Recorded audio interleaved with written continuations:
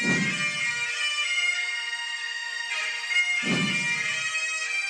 to that piece of lieutenant that's always on his podcast, bash us, yeah.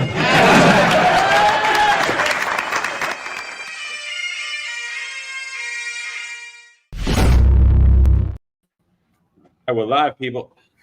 Good morning, live from Elon Musk Starlink. Now, a couple technical issues, but we're ready to rock. Here we go. Good morning, everybody.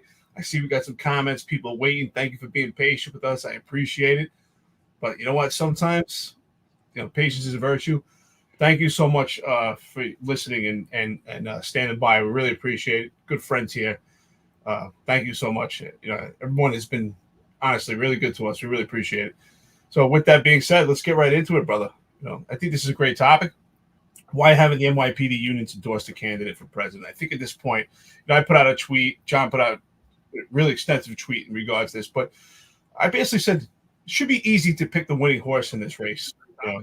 I don't see how it's almost a no-brainer when it comes to law enforcement and who you should endorse in this case. And let's get into why it's important that the unions actually endorse someone and why they act immediately, especially in this climate right now. Yeah, so, there's a lot of back and forth on this. They shouldn't endorse anybody. It's no secret New York is under one-party progressive Democrat rule, right? So I get a lot of comments, people saying they shouldn't endorse a president. It has nothing to do with them. It's not in their best interest to endorse a president, and it's not going to help the membership. So I'm going to just debunk that one phrase right here. We have a large contingency of male criminals crossing our border. Now, we have also a large contingency of those who wish to do harm on Americans, who wish to do harm on police officers. So public safety is on the ballot here.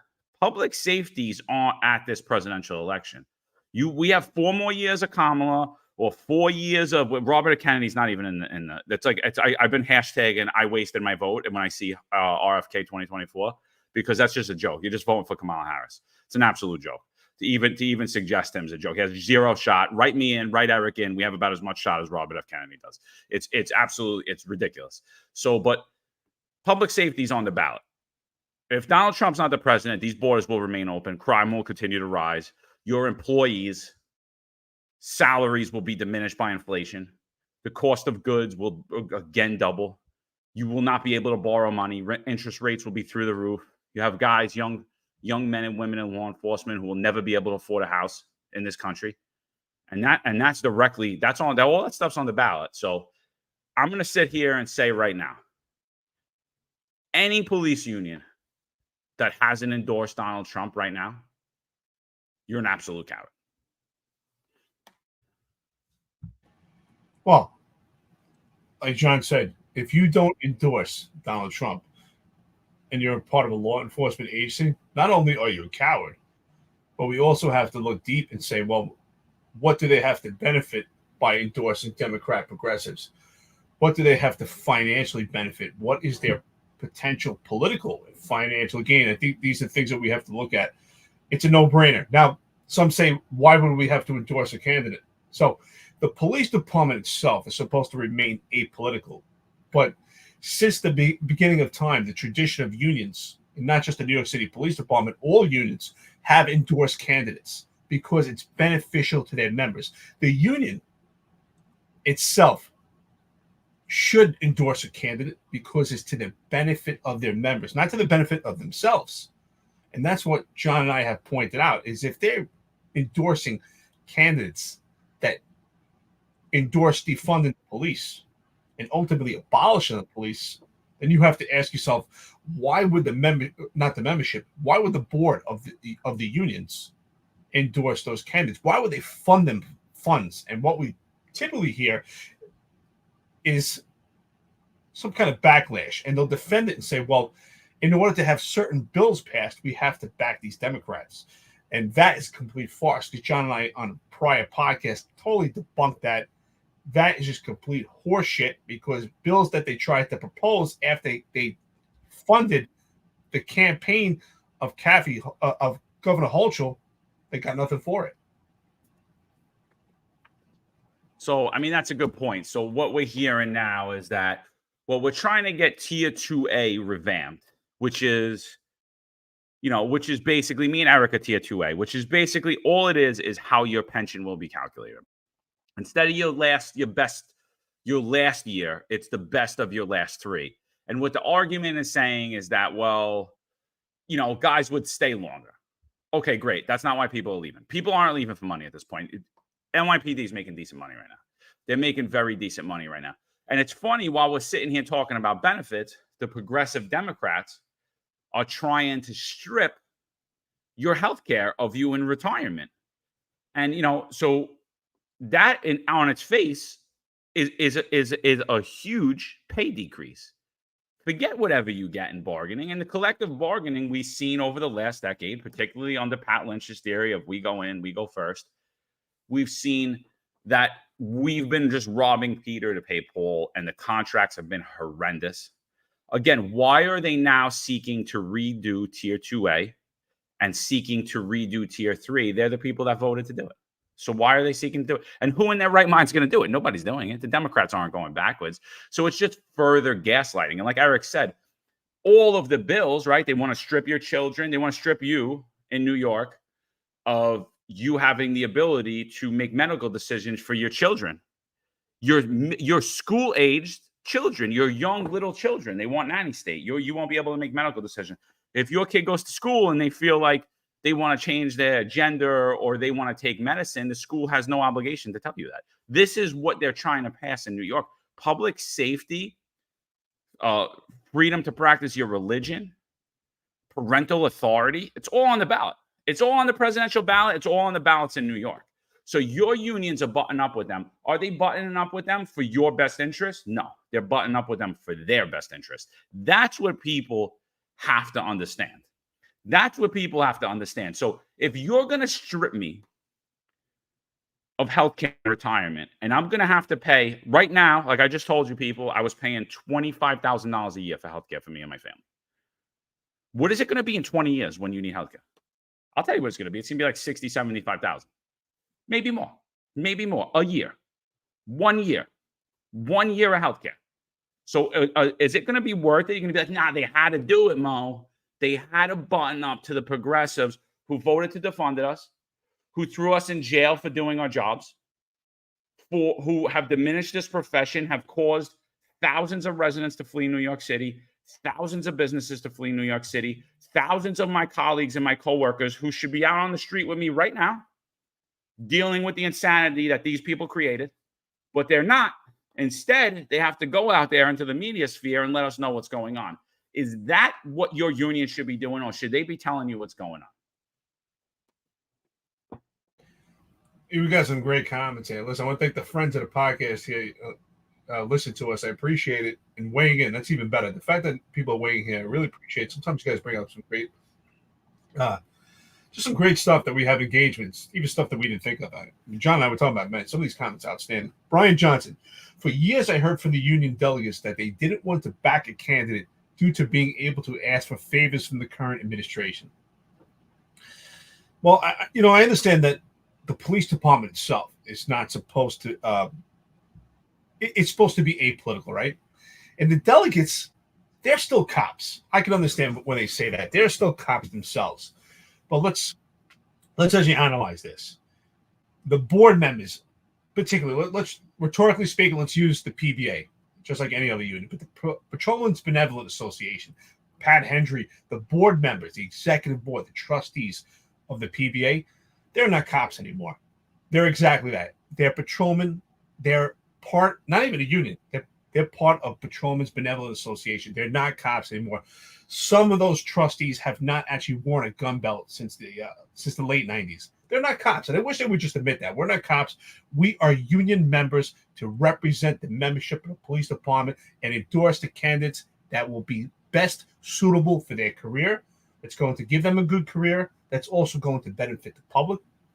I mean, think about this, right? We're public servants. We're supposed to care about public safety. So if you're not backing Donald Trump, your other option is Kamala Harris, who believes in open borders, which translates to sanctuary cities, which is what we see right now, the byproduct of illegal military-age males committing the most heinous crimes, which include robberies and some of the most heinous rapes. And then, okay, so if you're not endorsing Kamala Harris, what's your other option? RFK? RFK is completely in opposition to qualified immunity.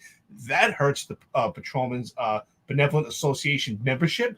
So the obvious answer would be Donald Trump, because it's in the best interest of the police officer.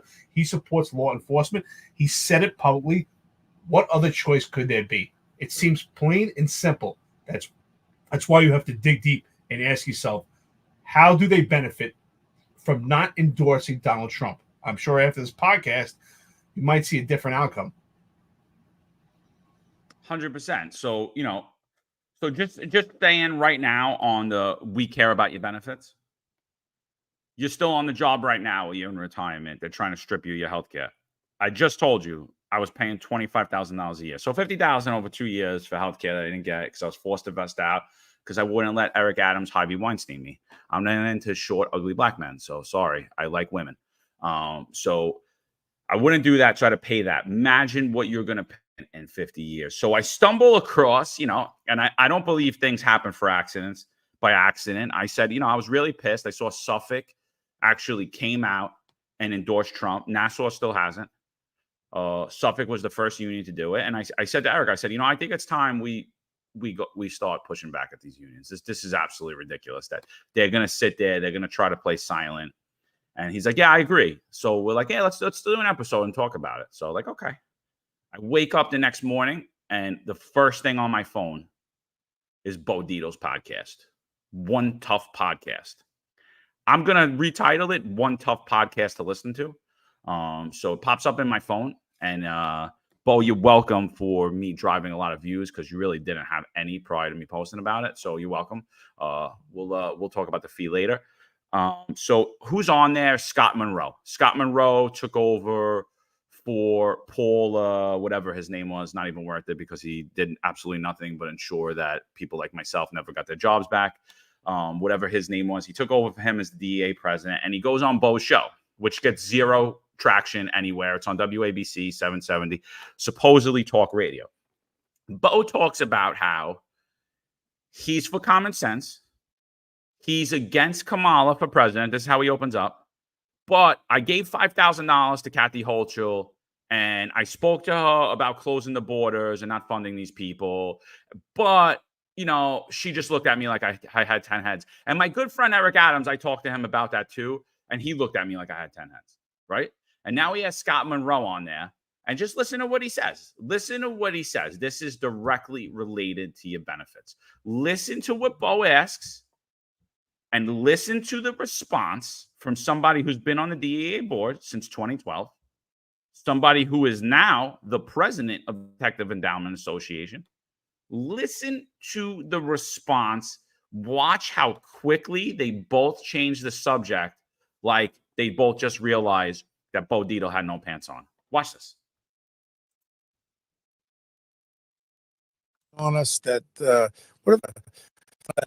far as with our medical, they were trying to drop that other thing on us that whatever happened with I that. think it was put on hold now. It's on hold. Right. But you still got that guy Carmine there? Carmine. It was put on. He doesn't even know what he's talking about. It wasn't put on hold. It lost in court over 3 times because Marianne Pizzatola, who we had on this show twice, and who we are going to have back on here to come on and address this. I just spoke to her this morning. Her organization, New York City Retirees Organization, is fighting against the city with zero help from your unions to stop this from happening and protect your health care and retirement. So are they truly fighting from your unions? You see how quick. Oh, is Carmine still there? What are we talking about Carmine for? He just asked you about your health care and retirement. Look, I'm not making fun of him for being. I'm not making fun of him for being an older guy, but clearly this is exactly what I've been saying. Scott Monroe is an older gentleman. Clearly, he's no longer a detective or a cop that's actually wearing a gun belt doing investigations. He's an older gentleman that has the fruits and the benefits of being in the union. And you can't say that he's been in oblivion this entire time. That would excuse him. He's been on the board. He's been part of the union for a long time. So he's in constant contact with, whether it was Paul DiGiacomo or his predecessor.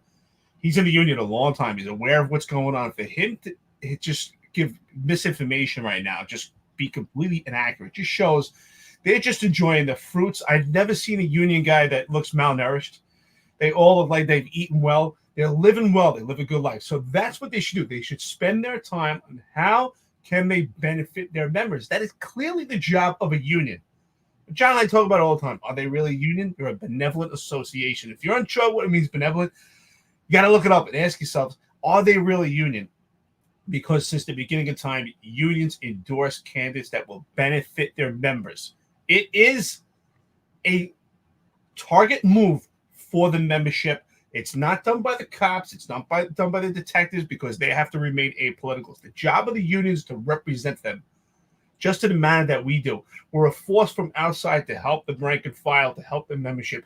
But the unions have the funds to do it. And they should do it because it's in the benefit of their members, but they don't. They do what's in the benefit of themselves.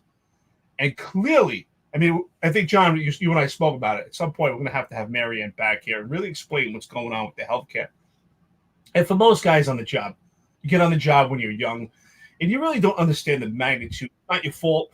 You don't understand the magnitude of how important it is to have good medical care for you and your family because you're young on the job. Most guys, when you're young on the job, you don't have kids yet. But God forbid one day you get older and you get sick yourself or you have a sick kid, you'll see how important medical care is. And it's so expensive. It's the number one reason that people go bankrupt in this country is medical care. 100%. So I'm going to bring up a clip now.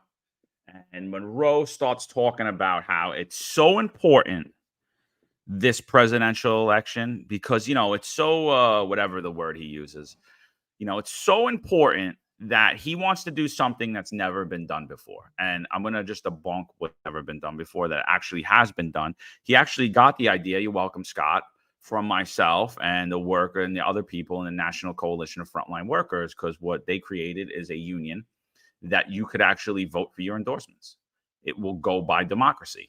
And that's where we said our municipal unions are failing us. Our labor unions are failing us throughout the country. Throughout the entire country, a board of 5 or 6 people are dictating who is going to get your endorsement. So you're a member of the DEA.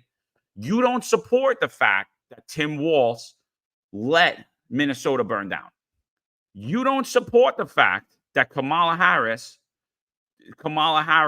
worked hard to bail out the people who lit the match to burn Minnesota. You don't support these people. But guess what? The top 5 people in your board do. Because whatever, their kids are on the job, their sons are on the job, whatever it may be, and they're going to get political favors. So they give your money, your endorsement. Maybe in the case of the PBA, it looks bad because Kathy Holtz is so anti-police. We're just going to sneak a $50,000 donation to her. And, oh, damn those guys on New York's Finest Unfiltered podcast for letting everybody know about that. Damn them. They're the bad guys. They're the rats, not us. Not us who snuck your money to the girl who's working behind your back. It's not us. Where's Pat Lynch working today? Anybody know? Anybody in the comments know? Yeah. Look it up. Find out. So anyway, so you're going to hear this clip. He's going to come in. He's going to talk about, I want you to pay attention to what he says. He talks about political action committee. So this is a big union grift. What they do is they form these committees. So they put guys that really aren't too smart. They take delegates from around your precinct who really aren't too politically involved. They definitely target the guys that aren't going to push back and aren't opinionated, the guys that's going to do whatever they're told.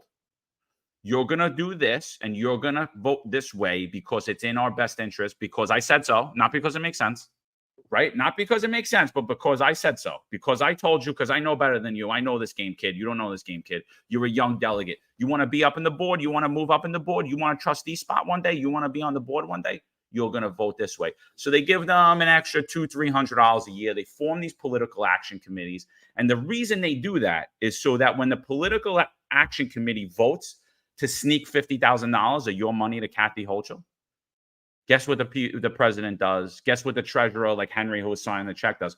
Oh, no, I just signed the check. They voted for it. It wasn't me. Pat Lynch, the same thing. It had nothing to do with us. It was the Political Action Committee. They blame it on that. So, and that's the way of alleviating that. So Monroe, who steals the idea from the National Coalition of Frontline Workers to actually allow his members to vote for who's going to be president, he then says, maybe we might do it for governor. We might do it for mayor. So is your union a democracy or isn't it? Why are you only doing it for the president of the United States, but you're not going to do it for the governor and you're not going to do it for the mayor? I'll tell you why. Because you don't want the flack saying that you have no choice but to donate and endorse Donald Trump, because he is the clear choice. Like I said, like Eric said, like you all know, he's a clear choice for public safety in this country. He's going to close the borders. He's going to deport criminal gang. He's going to deport terrorists. He's the clear exact choice. So for that, you don't want to take the blame from your bosses, the New York Democrats. No, I gave it to my membership. I had to. They were pushing. It was hard. This was a rough election. I had to. But when it comes time for the governor and the mayor election, you don't get a chance to vote because they're just going to give you money to lefty Democrats. That's what he's saying. Great comment over here. Rip Dog 47. Excuse me. Our unions are all bought and sold. I feel it's sad. PBA needs to be more aggressive for the men and women of the NYPD. Now, I think it's kind of like a two-part comment right there. Like, our unions are all bought and sold. I feel it's sad. Absolutely. They're bought and sold. They're actually the enemy. They're in bed with the enemy. So the same board of trustees that is supposed to represent the membership is just taking their money and benefiting themselves. And, you know, I understand the second part here. The PBA needs to be more aggressive for the men and women. Well, of course they need to be aggressive, but they need to be aggressive for the benefit of the members. And they actually have to support the membership. And we actually need intelligent people there that actually can speak about the politics that's going on and talk about the infection of the leadership of the NYPD. But they're in bed with the same infection that we talk about, the leadership of the NYPD. The unions are in bed with the leadership under the behest of Mayor Eric Adams or any other mayor. Even listen, we're very critical of Mayor Eric Adams, but even his predecessors. This is what we see from the unions time and time again. It's about their own political benefit, their own financial gain. Pat Henry has been in the union since the late 90s. He has not been a cop. Not just picking on him. It's the other unions also.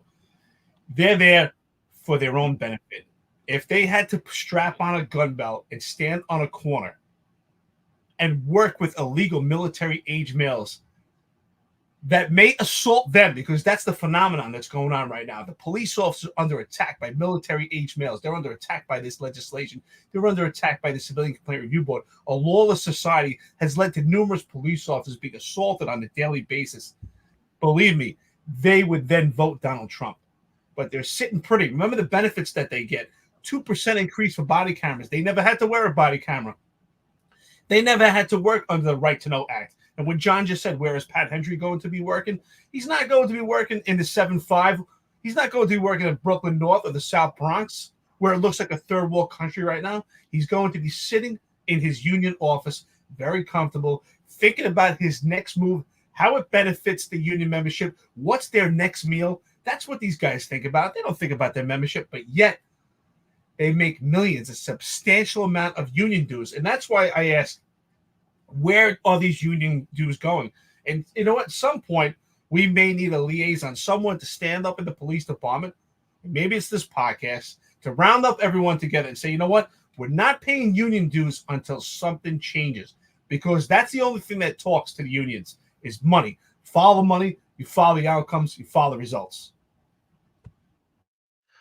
Absolutely. I'm going to play this video and then let's talk about it.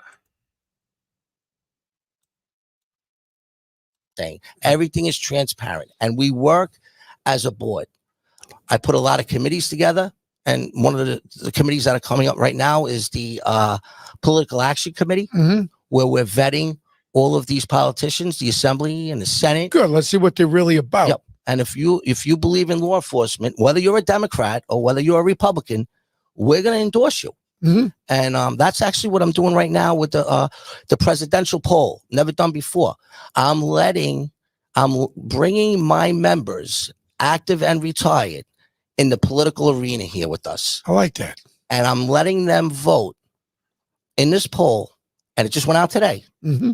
and it's due back on September 5th Hmm. on who the union should endorse for the president of the United Wow, States. I like that a lot. That's real democracy. No, Yes. you're not the emperor. Nope. You're representative of all our members. That's great. Correct. And I want them to weigh in on it. Mhm. Now, listen, I may use it for the in 2026. We have the governor election. Yeah. We may use it for the mayor's election. I don't know.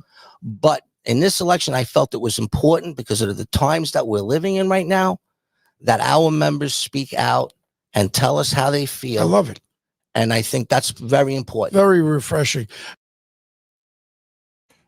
I just gotta ask one question: do they go to the same tanning salon together? Because they both look like they're fire engine red. It's hilarious, but they want to gaslight their membership to believe that they've created this political action committee. And John just explained it well.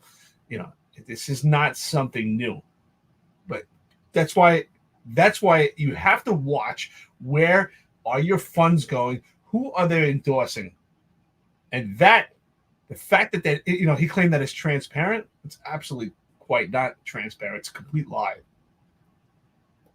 Yeah, and again, like I said, you got to pay particular attention. Oh, it's because it's so volatile right now. It's so volatile right now that we need our members to vote on this. But we might, I might let them do it for the mayor and the governor. No, you're not going to let them do it for the mayor and the governor. And you're not going to do it because they're not going to go the way you want. They're not going to vote to endorse Eric Adams, and they're not going to vote to endorse Kathy Hochul, who you guys are in bed with, right? That's the bottom line. That is the bottom line. You're not going to let them. So it's not a democracy.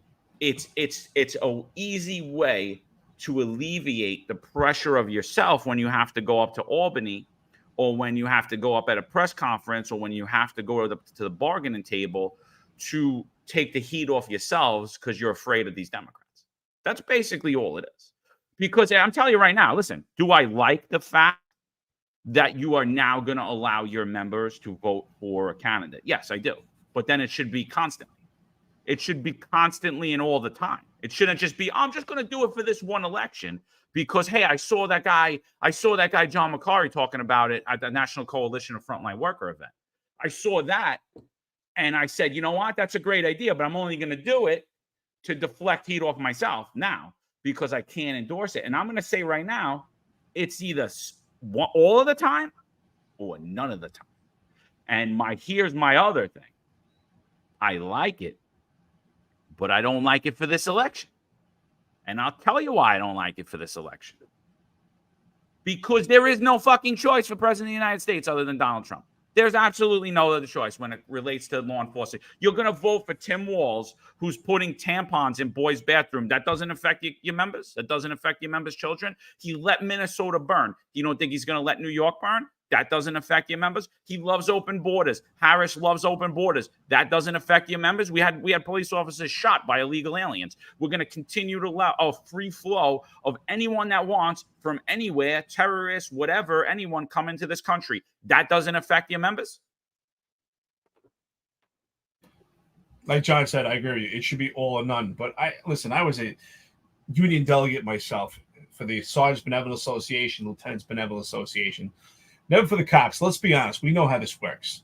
They're going to trickle the information down to the delegates and tell your people, listen, this is who they need to vote for. This is who they need to get behind. So they're going to have it work and manipulate the way that they want to vote anyway. I agree. It's all or none. But absolutely, there is no choice in this race.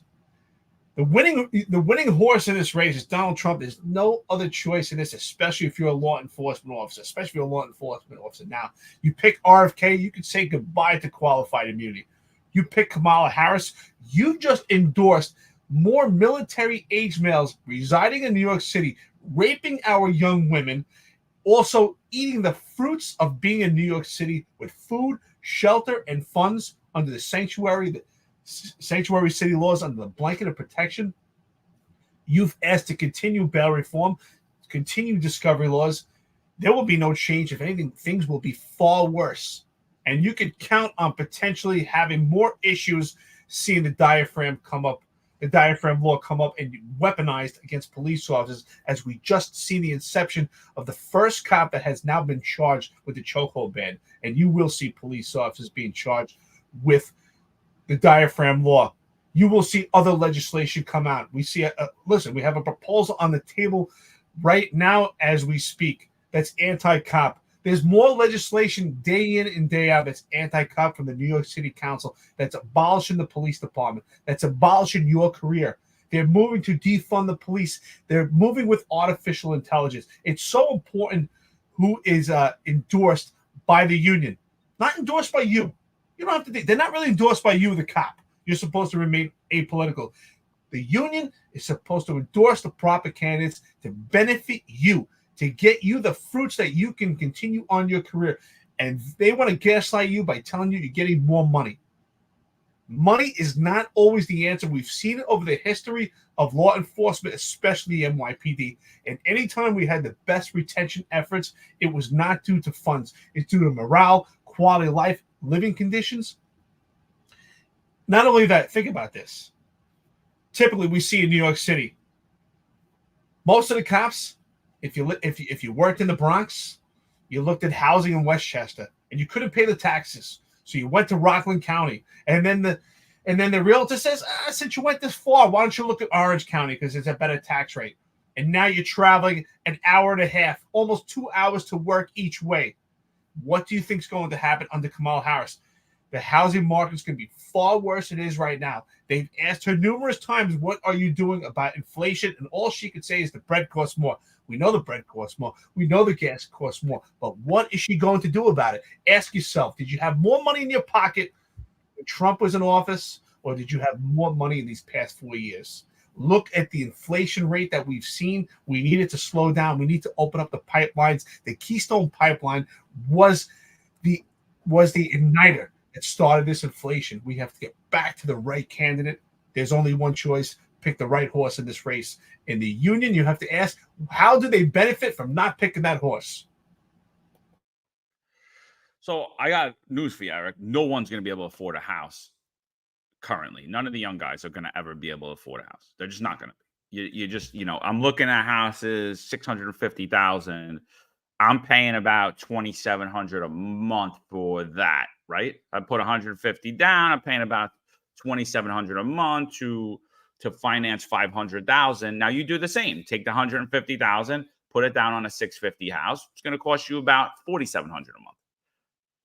Big difference. Big difference, right? Big difference. That could be you're a rookie cop, you're a rookie sergeant. You're not really seeing much more than that a month. So now, it's impossible. It's impossible. Like, it's completely impossible. You're going to be renting. You're going to be renting. So this election greatly affects the rank and file of the NYPD.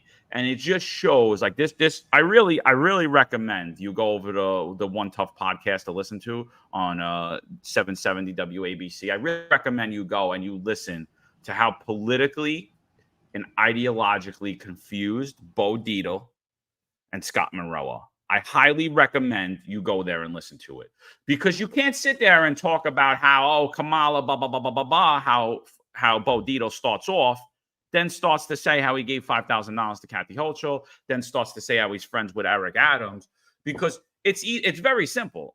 The left is the left. They all support the same thing. So if you don't support Kamala Harris, you're not going to support Kathy Hochul. You're not going to support Eric Adams because they move in the lockstep. They all believe in open borders. They all believe in putting criminals ahead of tax-paying citizens. They all believe police are bad. So it's either we're staying with that group that moves in lockstep or we're not. So I don't understand. It was the most confusing podcast I ever listened to in my life. I was only one of like 300 people that listened to it. But it was the most confusing. I was like, these people are ideologically confused. And Monroe will never sit there. He's just worried about his members. He's worried about his members, but he has no idea anything about what's going on with their health care and retirement. That's weird. You're the president of the DEA. You don't understand what's going on? John Good McCarty morning. and Eric Dim are very well versed in what's going on. Exactly. Bo Dietl, I guess, doesn't care because maybe he gets health care through a security company. But why don't the union presidents care about that? Very weird that they don't care that retirees are going to lose their health care. Why don't the union presidents care? And no one seems to pick up on that. Why don't the board members care? They're going to be greatly affected by it too, and they know it. So, I mean, people have to start asking themselves what's in this. And what's in this is you see this. This podcast is the perfect example of what's been going on in police leadership and police representation for the last 20 years.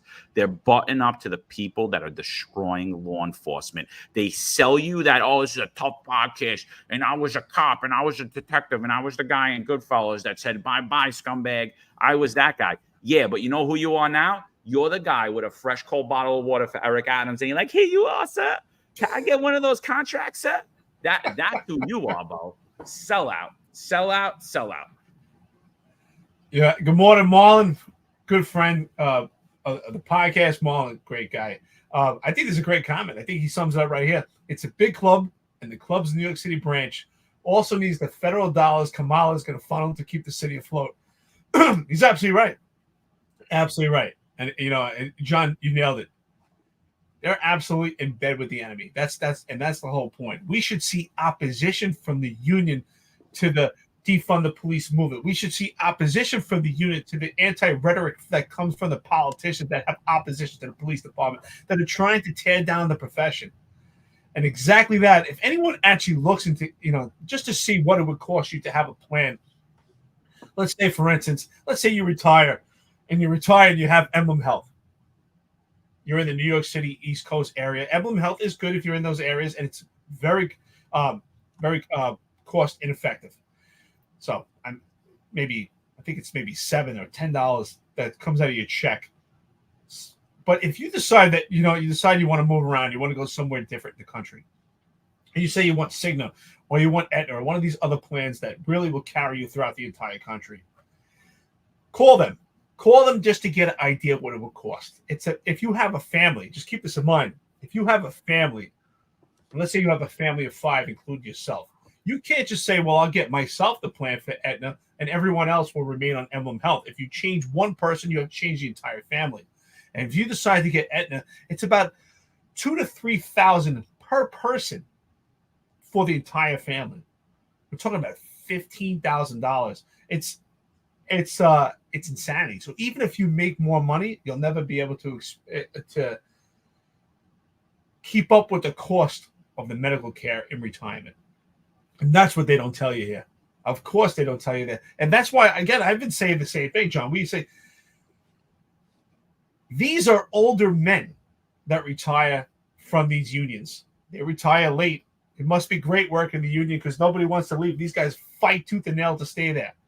But you have to ask yourself, are they getting some other type of package? Are they getting some package from the union? Because they're never concerned about retirement with medical care, not for themselves. So I'm sure there's some financial gain. Maybe they have an extra bank account or some kind of wallet that's presented to them. Because other than that, nothing else makes sense. Yeah, I mean, so at the end of the day, why haven't the NYPD unions endorsed a candidate? Because they do not want to say that Donald Trump is the clear choice. They don't want to piss off their masters in the New York Democratic Party and throughout the country. I mean, they are completely compromised.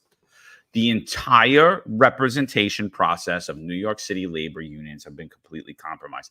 And again, all you young guys, they're trying to revamp Tier 3. They're trying to revamp 2A. They're the ones that voted to accept it. What are you talking about? What are you talking about? They're gaslighting you. These are the people who negotiated these contracts for you. So the guy that puts you in this situation is the same guy you're relying on to, oh, they can't say anything to Kathy Hochul. God forbid. No, they have to feed our money. They're asking and talking like they're prostitutes. If I'm really nice to the pimp, maybe he won't smack me today when I only make $150. Oh, and then he's going to beat me because I caught a disease I caught a disease that he put me out there to get. And he's going to beat me because I'm a bad girl. I'm a bad girl. This is what the unions are acting like. They're acting like prostitutes. Take your power back. There is absolutely no reason that anybody who's in any way, shape, or form anti-police should have the endorsement of any police union nationally. If they do, the board, the union president are all compromised. And shame on you delegates who are just going along with it like, I don't know, I don't even vote. Yeah, I don't even know, bro. But I'm going to be on the trustee board if I just wait 7 more years. Like, nah, dude. Nah, dude, you're a moron. Step down. You don't know what's going on. Go back to kissing the CO's ass. We don't need you, bro. You're not doing anybody a service. And someone made a comment on you that should be retired guys doing representation. I 100% agree. It should be retired guys. You should get rid of the active guys. They have too much to lose. What are they worried about? What happens if you throw Monroe out in uniform every day? He's gone. What happens if you throw Hendry out in uniform? He's gone. What happens if you throw Turco? Gone. The other dude, the captain, whatever his name is, gone. They're all gone. They're all gone. The whole board, they're gone. They're gone. See you later. Bye. You'll never see them again. They're going to retire that day. They're going to drop it that day. So right then and there, the mayor has complete control of them. I'll just pull your appearances. That's it. I'll just pull the appearances. Okay. No, we'll do whatever you want. Oh, we have to be cops again? Oh, no, I'll do whatever you want. So right then and there, that feather should be taken out of any representations hat. You can't make me do anything. I'm retired. You can't make me say anything. I'm retired. This is what we think. This is what's best for our members. This is what we want. And if you don't do it, that's fine. We're going to come out against you, and we're going to let everyone know how anti-police you are. When it comes election time, I'm going to let all the moderates who are undecided know you do not support the police department. I'm going to talk about all the legislation that you passed in effort to that. But they're not doing that. One, because they probably don't know. They're not too involved in the political process. The dude doesn't even know anything about the healthcare. And the other thing is they're compromised. You are absolutely right. You nailed it right there. When it comes to representation. Your mic, bro. Hold on a second. Yeah, and that's what I'm getting at. I'm getting at that the representation is absolutely horrendous and compromised. Absolutely compromised. That's why I agree with you. If the appearances were pulled for the union members, you would see how quickly these old men would retire and the face of these unions would change rapidly. I mean, just think about it. Again, when you're presented with one of these board members or trustees, if you ever have a conversation with them, speak up. Let them know they're not a cop. At some point, maybe they were a cop. They were a cop. If you're sure as hell they're not a cop now, because they've never even walked in your shoes. They never had to deal with the Right to Know Act. Most of them never even carried a taser. They didn't have to deal with a bias and disdain from the Civilian Complaint Review Board. They never worked under the disciplinary matrix. They never worked with bail reform. They never worked with the discovery laws. They never worked against themselves with the Giglio material. They never worked with the How Many Stops Act, with the protest settlement. I mean, we could name legislation after legislation, the chokehold ban, the diaphragm law. The benefits that they've received for the body camera, for the NCO program, the different incentives, they've never had to wear or carry or burden themselves.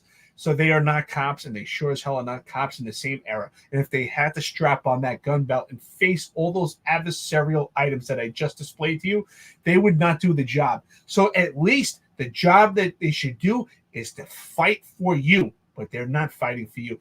John, it's great that you mentioned 2A. I think it's important to mention 2A because the fire department had proposed 2A, and immediately they were responded, and 2A was implemented for the fire department. Just to show you how much of a disdain you get from the Democratic politics in New York City, because the PBA endorsed Kathy Hochul.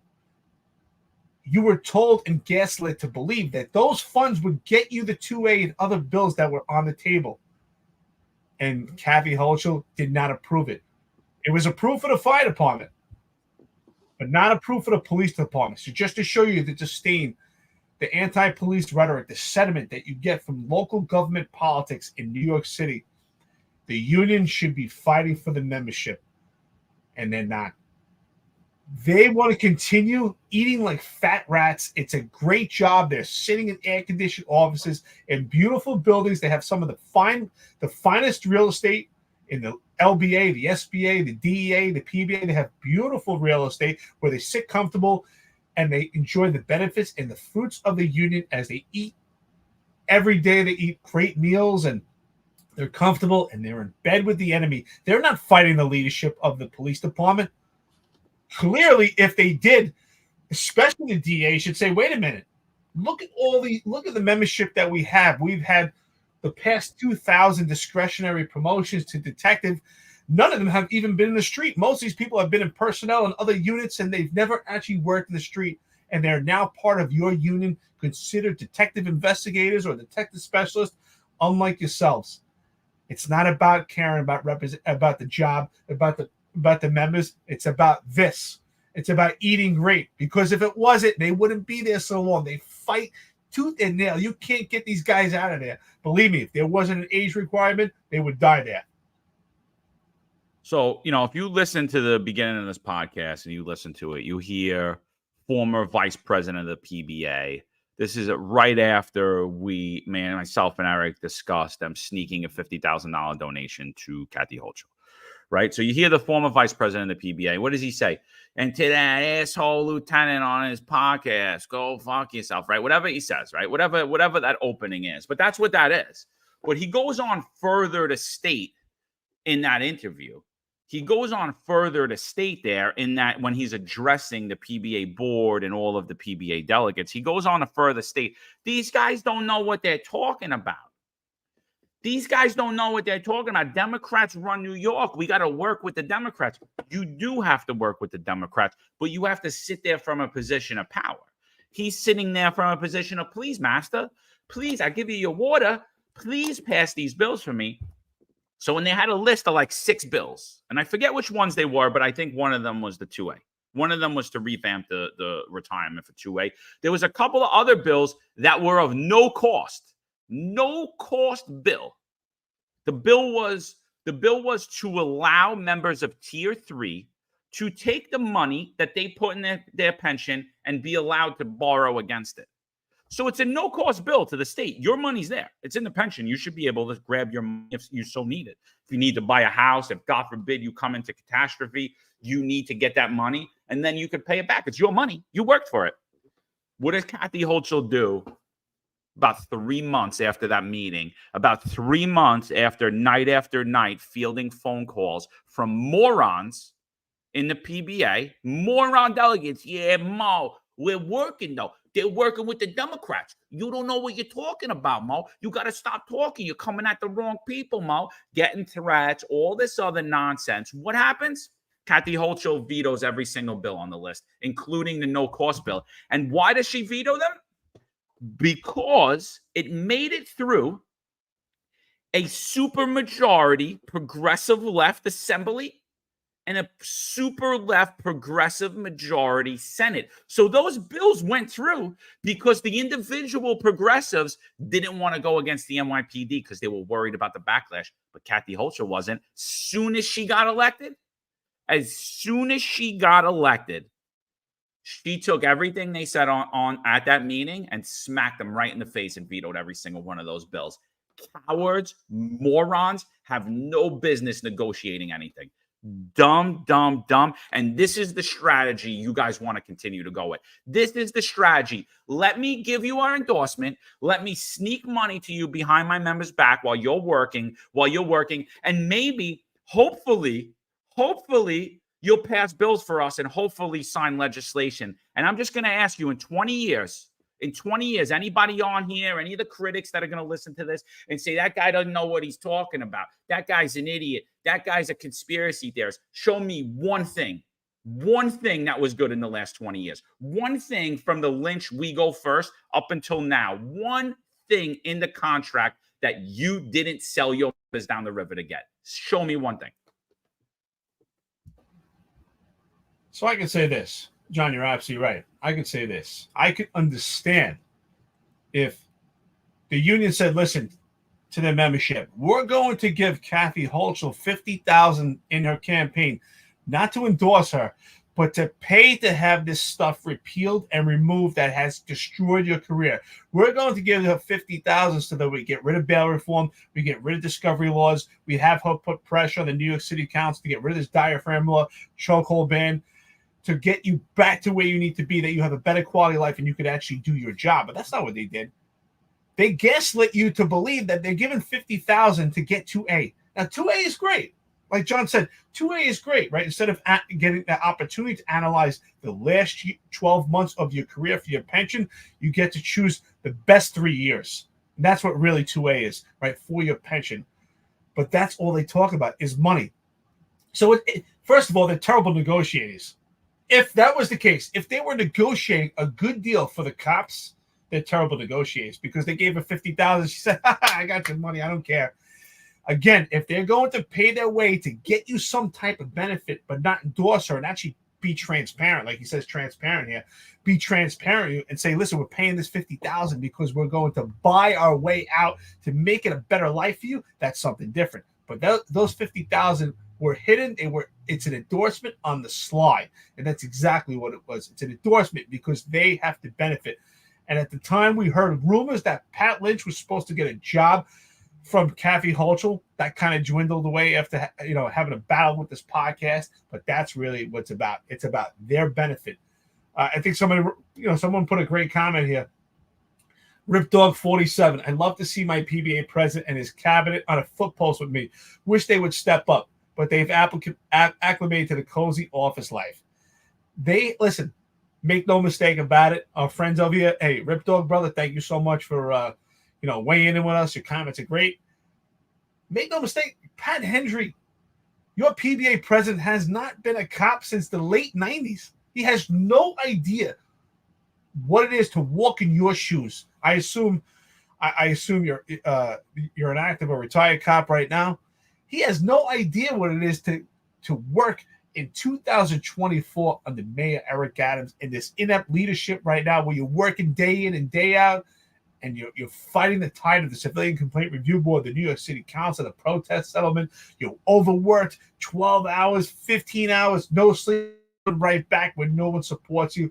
But of course the unions want to break. Oh, you got a raise. You're supposed to get a raise. And even with the raise that you got, you can't compete with the inflation rate that you have right now. And sure as hell, if Kamala Harris is your next president, the inflation will be far worse. And even if these interest rates come down right now for the housing market, you will still pay more because the housing market is going to be insane. And no one is going to be able to find a place to live. It's going to be completely uninhabitable, especially in New York. And then you'll be looking for better pastures throughout the country. Where can I become a cop? Can I become a cop in Tennessee or other parts of the country? Because you will not be able to make it here. So Marlon says, hit that like button, everyone. Let's keep the show at the top of YouTube's algorithms. So do me a favor, wherever you are, do me a favor, hit like, share this out.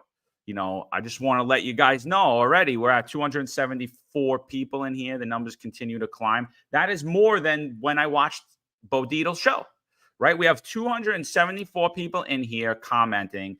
I think it should be a lot more. We should probably have 27,000 people on here liking and comment. We'll be there. We'll be there shortly.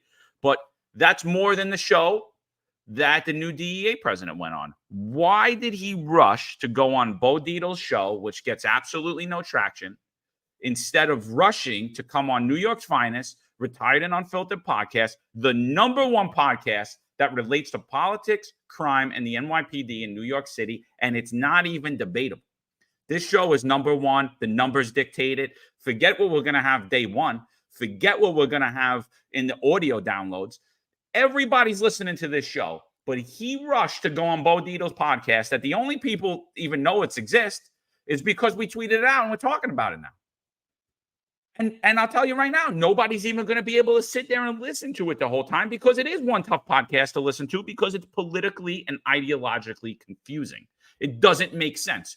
You don't like Kamala Harris, but you love Kathy Hochul and you love Eric Adams. How does that make sense? Does that make sense to anybody? Doesn't make sense to me. So, but yeah, this is the representation in New York City. Let's ignore Let's not go on the shows that are actually going into the issues. Let's not go where all my members are listening and talking about. Let's not go on that show that has all the hype surrounding New York City and the NYPD. Let's go on Bo Dietl's podcast because he too holds the water for Eric Adams. And if he says anything that's uncomfortable, like he did when he brought up, ain't they trying to take away our health care? And Scott, I think it's on hold. It's on. You think it's on hold? You're not trying to. You're not going to go into that at all. That they're trying to remove retiree health care.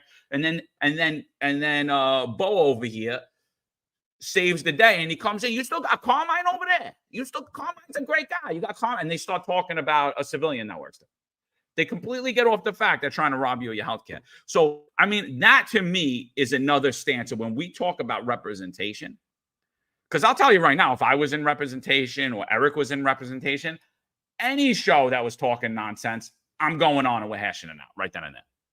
Any show. If I'm in leadership, I'm not sitting there having a little Twitter war and making little innuendos like John Shell and Kaz Daughtry do. I'm going right on that show and we're going to hash it out. We're going to have that conversation. But these people don't do that. If you're active on the job right now, ask your union trustees. Ask them, hey, listen, you know what? If you're a friend of this podcast, I appreciate it. We know that you have to use fake monikers to watch this podcast because it's basically gag order from this police department. But that's something they should bring up to these union board members. Say, listen, we watch this podcast. John and Eric, they're friends of us. They're listening to us, and we're listening to them, and we actually engage each other on these live podcasts. We're actually, your thoughts are important. They are. They are to discuss and support the rank and file, and ask them, if you support the rank and file, why don't you come on this podcast? And if there's any misinformation, why don't you debunk that information? Have a conversation. I say it all the time. Opposition meets opportunity. Have those hard conversations. If any podcast that Scott Monroe should go on, it's this podcast.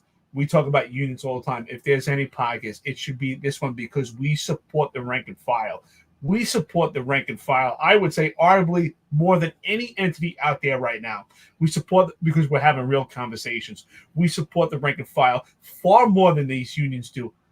We're not sitting pretty somewhere in an office right now. We're in retirement. John and I are not benefiting in any way by continuing to fight for the rank and file, other than the fact that we care. Patrick Jordan here, good morning. Anybody has a chance, watch him briefing with the chief. Outstanding gentleman. Super intelligent, articulate, a chief from Los Angeles County. Check his podcast out on YouTube. He said police unions need to face the few realities. Dems no longer give a return on investment for cops. Resources need to be used to develop other leverage points of the troops. The chief, absolutely right, absolutely. And you know what? That's where you also need an organization that evolves. I think that's a great point. That the union membership, they have not been cops from the late 90s. Maybe that was a tactic at some point that did work. And that's what I was talking about, to buy out some things. You know what? Maybe we're giving $50,000 to repeal some of this legislation that has made the job uninhabitable for the cops. But at this point, we clearly need to take a new stance and we need to evolve. And right now, the clear choice is Donald Trump for law enforcement. There's no other way. That doesn't mean we're saying he's the Messiah or we should worship him. What we're saying is we need to go with the right leadership for law enforcement throughout this entire country. I would like to hear Scott Monroe say, I've joined forces with other unions throughout this country, other Democratic cities that have been affected by the legislation in this country. And we all agree that Donald Trump is the choice. And we're going to start sticking together so that it trickles down to our local government so we can support our law enforcement. Because by far, we are headed towards abolishment with this artificial intelligence. Pay attention. I'm just, I really am. I'm infuriated by the comments I had after I put this out. Oh, you have to play nice with the Democrats. No, you have to stand in a position of power in negotiation, right? When I go into a car, I'm going to get my wife a new car. I'm going to buy myself a new car. I always have the power. I let the salesman know right now, I have the money to buy this car and I'll walk out right now. I don't need you. You're not putting me in a pressure situation. I don't need the car. I want the car. There's a huge difference. Politicians don't want us. They need us. And that's why they button up to you. I need you at election time because I need the people who aren't too politically involved to see that the police support me. If the left is going to go out at this moment in time and demonize the police, demonize us further, they're going to lose all the moderate voters out right off the bat. They're going to be stuck with the radicals. And what do we see in the Democratic Party right now? What do we see in the DNC right now? 100% when I predicted, right? New York City was a preview of what we were going to see in Chicago, and Chicago is right there, right? Chicago's right there. It's on fire right now. You got radicals all over the place.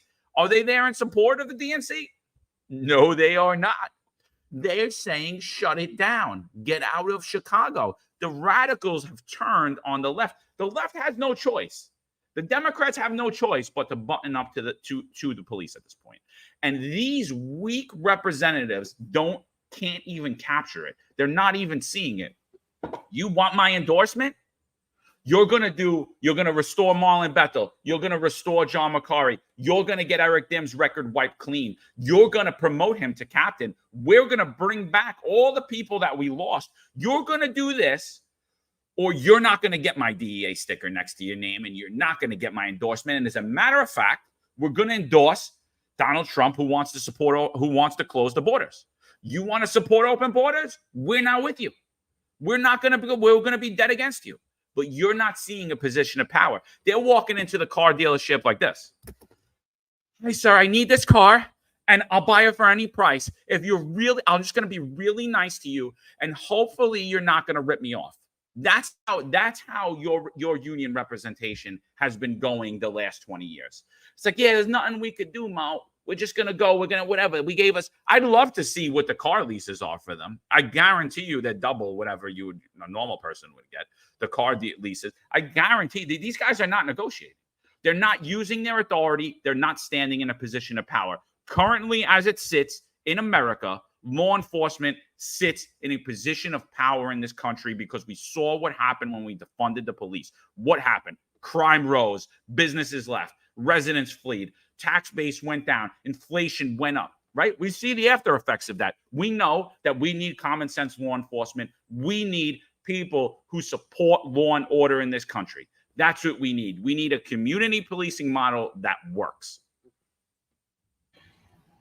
Well, that's why I say that they're terrible. They're either terrible negotiators or they don't negotiate properly because it benefits their own pockets. What financial benefit do these union board members, these trustees that have spent their lifetime in these boards, in the upper echelon of these unions, they spend their lifetime there. What is the financial benefit by not negotiating properly? That's what you have to ask, is what is their financial benefit? How do they gain? And you know what? I've said this before, and it's the truth. The police department is supposed to be apolitical, but now the rank and file has to be part of the political theater and the political arena more now than ever. Your vote is so important. These unions need to negotiate properly. If there was a restaurant that we all love, the famous restaurant, and we all refused to go in and spend our money because we were getting bad service, well, guess what? That restaurant would either shut down or they would have to change the manner of how they serve people. And that's what's going on right now. You don't show the money first. You say, listen, this is what we need. You want 50,000? You want 500,000? We have the money. This is what we need. This is what we need done. Give us one of the proposals, and you know what? We'll start showing you the money. They need to talk tough. It's funny that this is called One Tough Podcast. The unions need to talk tough, but they don't. There's no tough talk because they have their own benefit. They enjoy the fruits of a cushy lifestyle, of enjoying the fruits of being in the union boards. When's the last time these guys paid for a meal? It's funny, we talk about it's a cup of coffee that may lead to corruption. When's the last time these guys had to pay for a meal? When's the last time that they were out sweating in the heat? When's the last time that they were freezing? No, they're in their nice office. They're enjoying the same incentives that the cop has on the beat, the same pay increase for wearing that body camera. They enjoy those fruits also, but they don't have to wear the body camera. Again, they have to stand up for you. And that's why I say We need to start asking ourselves, why are we paying these union dues? Where are these union dues going? How do they benefit? And that's why you need to start asking those questions. Get the bylaws, find out what's going on in your union, find out how things actually work. Ask questions. Say, listen, I like to speak to Pat Hendry. Pat Hendry, you've been here since the late 90s. Why are we not endorsing Donald Trump? And John, you're right. You're absolutely right.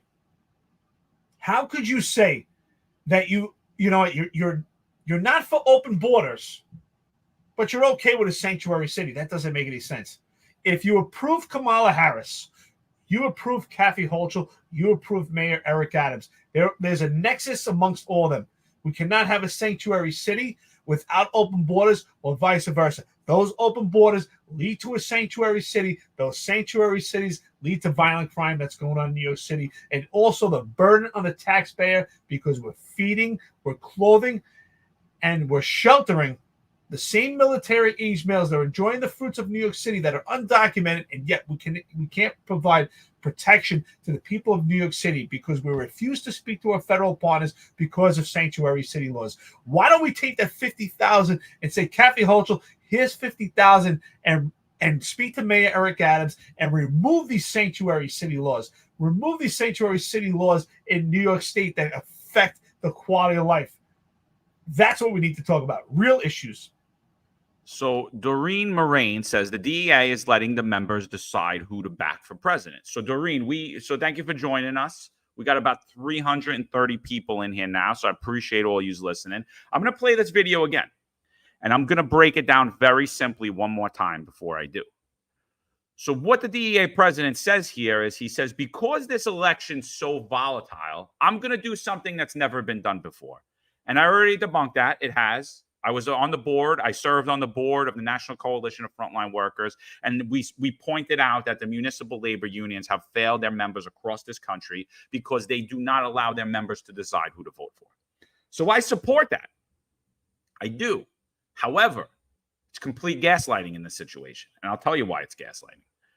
This is why it's gaslighting. It's gaslighting because when I play this video, I want you to listen to it. I want you to hone in onto the words. He says only on this election because it's so volatile. So what's he doing? He's removing himself from making the decision.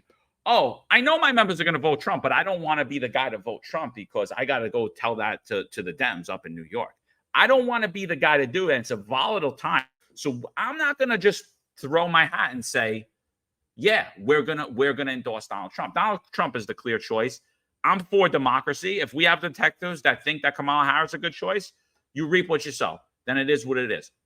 But it's not every time. It's just this election that we're talking about. Because then he says, I might even do it for the governor, and I might do it for the mayor. If this was the new strategy, this is what you would be doing all the time going forward. But that's not what he says here.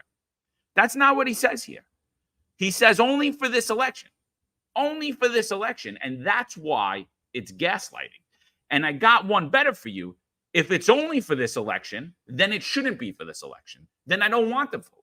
Because you should take leadership and be able to say that Tim Walz, who let Minnesota burn down, should never be the vice president of this country. And Kamala Harris, who let our borders be completely open for the last 3.5 years and gave bail and seek and work to get bail funds for the people who lit the match to burn Minnesota and New York City down, who was fighting the people who were against the cops, should never be the president of the United States. Eric, I'm going to play this video, and then please, let's get your thoughts. If you agree with me, if you see it differently, let me know. Let's play this video one more time for the audience. Everything is transparent, and we work as a board. I put a lot of committees together, and one of the committees that are coming up right now is the Political Action Committee, where we're vetting all of these politicians, the Assembly and the Senate. Good. Let's see what they're really about. Yep. And if you believe in law enforcement, whether you're a Democrat or whether you're a Republican, we're going to endorse you. And that's actually what I'm doing right now with the presidential poll. Never done before. I'm bringing my members, active and retired, in the political arena here with us. I like that. And I'm letting them vote in this poll, and it just went out today, Mm-hmm. and it's due back on September 5th, Mm-hmm. on who the union should endorse for the president of the United Wow, States. I like that a lot. That's real democracy. No, Yes. you're not the emperor. Nope. You're a representative of all our members. That's great. Correct. And I want them to weigh in on it. Mhm. Now, listen, I may use it for the in 2026. We have the governor election. Yeah. We may use it for the mayor's election. I don't know. But in this election, I felt it was important because of the times that we're living in right now, that our members speak out and tell us how they I feel. love it. And I think that's very important. Very refreshing. Only now, Eric. Only now. Oh, it's amazing. It's amazing that they're going to cherry pick which elections that they'll actually have a political action committee. I also wonder if they do cherry pick, do they also benefit from the political action committee from tax exemptions? I think they benefit with the political action committee for tax exemptions for the union. I'm not sure. I have to look into it, but I'm pretty sure they do. But it's quite interesting that they're going to cherry pick. Oh, we may do it. Well, it should be one, or it should be none, or it should be all. You have to make a decision, but not cherry pick the elections. You know what's actually quite interesting, John, and it's really scary that if they have a political action committee and Kamala Harris turns out to be the actual vote, well, one, we could ask ourselves, was it a fraudulent vote? Or is this really the state of the police department right now? Are we comprised of mostly woke progressive that are actually doing policing? So it's scary that we could actually get to this point. And I'm surprised. Bo Deal should say, listen, buddy, look what's going on with policing right now. Political action committee or not, it seems to me there's only one choice for president, and that would be Donald Trump. Especially, and he said at this point, especially at this point, with open borders, sanctuary city, the housing market, inflation, it appears to me there's only one choice. I can't see another choice. Great comment here by Chen's gaslighting. What makes you think they won't just come out and say they voted for Kamala and lying about the votes? That's exactly what I just said. It could be fraudulent. And again, that's another thing that we have to look at. Well, I mean, and here's the other thing, the Chens, they're not going to do that. And we saw that with the PBA, right? The PBA wants to have the presence. They want to present to the public. I support cops. I support my local law enforcement. I support my members' health and welfare. I'm not going to say nothing about them getting stripped of health care, though. I'm not going to talk about that one, though. But I support my members. I'm there. You're NYPD. This is what we do. They want to say all this stuff, right? But so what they do? Did they give a straight up endorsement to Kathy Hochul? No. They used their political action committee. They coerced the people who don't know any better. Yeah, Mo, they're working on bills, Mo. They're working on bills. You and Eric just don't know about it, Mo. We're working on bills. They're going to get Kathy Hochul to do the bill. So I voted to give a sneaky $50,000 campaign donation to Kathy Hochul. So they backdoored a donation to Kathy Hochul. Because they knew they couldn't, because they knew if it came out, they were going to look terrible, right? And then when it came out, thanks to New York's Finest Unfiltered podcast and all listeners that came out and said, yo, look at this, because that's how we get most of our stuff. They take public information, not confidential information like some people like to claim, public information like news articles or donations, which are public info, guys, in case you weren't aware, and send it to this podcast. And that's how we're able to create the content and give our opinions and thoughts about what's going on in New York City. So somebody sends us that, we talk about it, and then what happens? They create the beginning of this podcast, right? They create the intro for the podcast by telling us that we're idiots. We don't know what we're talking about. If I played the whole thing, it would be brilliant because you would just see. And he's like, nah, those guys don't know what they're talking about because we got all these bills going up. The bills actually go through the lefty assembly and the lefty Senate. They get passed. I don't know how. It's a complete miracle. They get to Kathy Hochul's desk. We gave her $50,000. She gets elected. She gets one of the bills that affected PBA members was the ability for Tier 3 to take pension loans. What does she do? It's no cost to the city. It's no cost to the state. It's no cost to anybody. It's your money. It's sitting there. She vetoes every single bill. That was laughable at the time. When you and I identified that, we started to get opposition from the union. It was pretty much a battle because they didn't want us to give out the real information out there. That's exactly what it was. They wanted to gaslight their members, and they didn't want this podcast actually revealing the truth. And that was the inception of this podcast when we really exposed that. Great comment by Patrick Jordan. Chief, good morning. You're on fire here. That's a question I was actually thinking myself. What kind of tax exemptions does the union get when they have a political action committee? It seems to me it would be to their benefit. And this is a great point here. Who picks the participants of the political action committee? That's a good point, John. Since I know you're familiar with the political action committee when it comes to when we talk about the coalition here. Do you actually know that's actually great? I'll find out, but I'm pretty sure I'm not 100%, but I'll find out. But I'm pretty sure the board picks who's going to be on the political action committee. So, and again, you're not going to go against the board, and I'll tell you that right now. There is 100% you will not go against that. If there is going to be no diversity of thought. If you actually do listen to the One Tough podcast to listen to, it was. So you guys are welcome for me listening to it for you. If you actually do get around to listening it and get Bo some views, because his channel's hurting. It's hurting. WABC, I don't even know why you guys picked him up. That show's hurting big time. But if you get around to listening to it, one of the things that Scott talks about, he's big on diversity. I got to pick my boards diverse. Everybody's diverse, right? It doesn't tell you what diversity is, but I'll tell you for sure, everything that happens in the union, there's one diversity that's missing: diversity of thought. They might go get a black female and put her up high on the board and say, "Oh, look, we're diverse now, Mo. We're diverse. I picked a black girl." It's like what? That doesn't make you diverse. What makes you diverse is having diversity of thought, right? And that's not allowed in today's unions. We saw, and not only did we see, we basically outlined it all on this podcast over a year ago, how you're not even allowed to run for PBA president. How they completely hijacked an election. They completely got rid of the candidates who had a chance to beat Pat Hendry. We completely exposed it all on social media. It all went down and nobody went. Nobody said anything. Everybody's like, yeah, whatever. I had people listening to this that knew everything was right. They're listening to it right now, some of you delegates. Shame on you. Shame on you, all of you.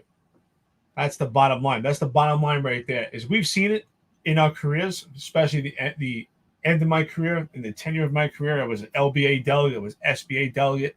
I never had any aspirations to go up in the union. I actually wanted to be the liaison and represent my members. But I realized clearly that as a delegate, there's not much power that you have. You're more of a liaison than anything. Not really a delegate. You're more of a liaison just to get kind of an information pathway from the union meetings to the union members. That's really it.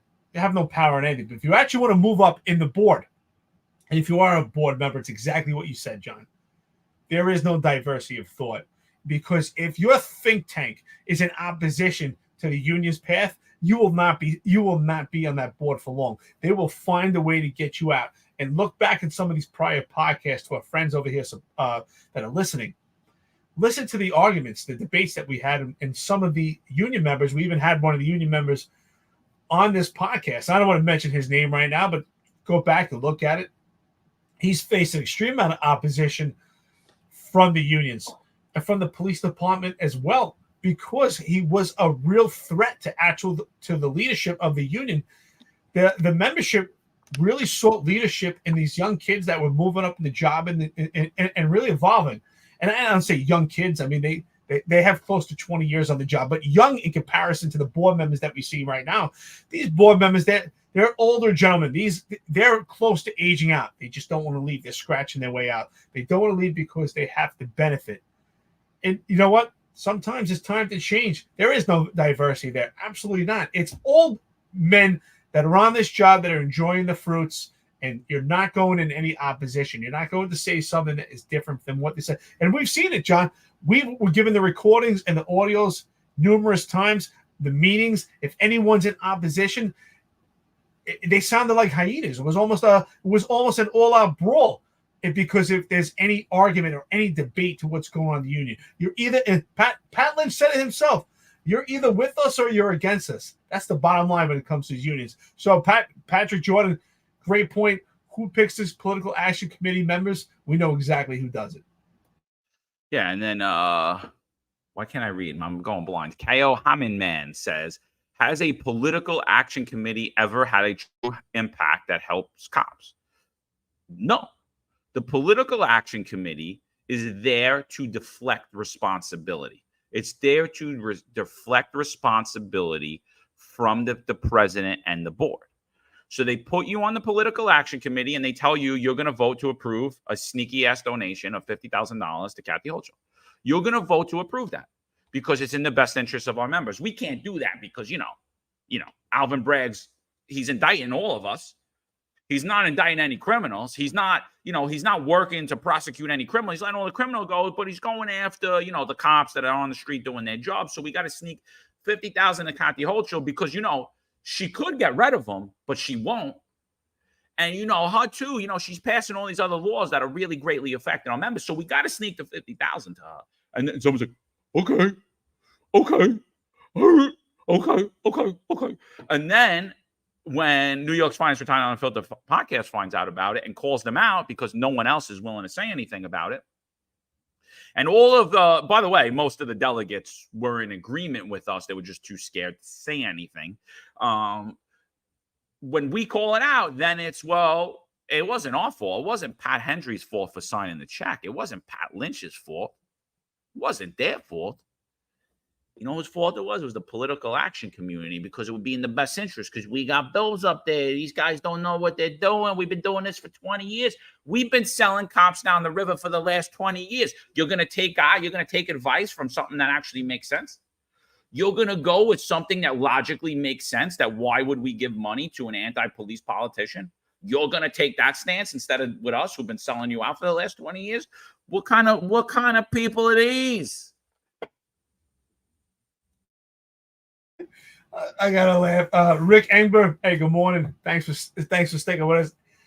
Great comment. These guys think they're tough guys, like sheep in wolf clothing, doing everything possible not to lose their power. Absolutely right, brother.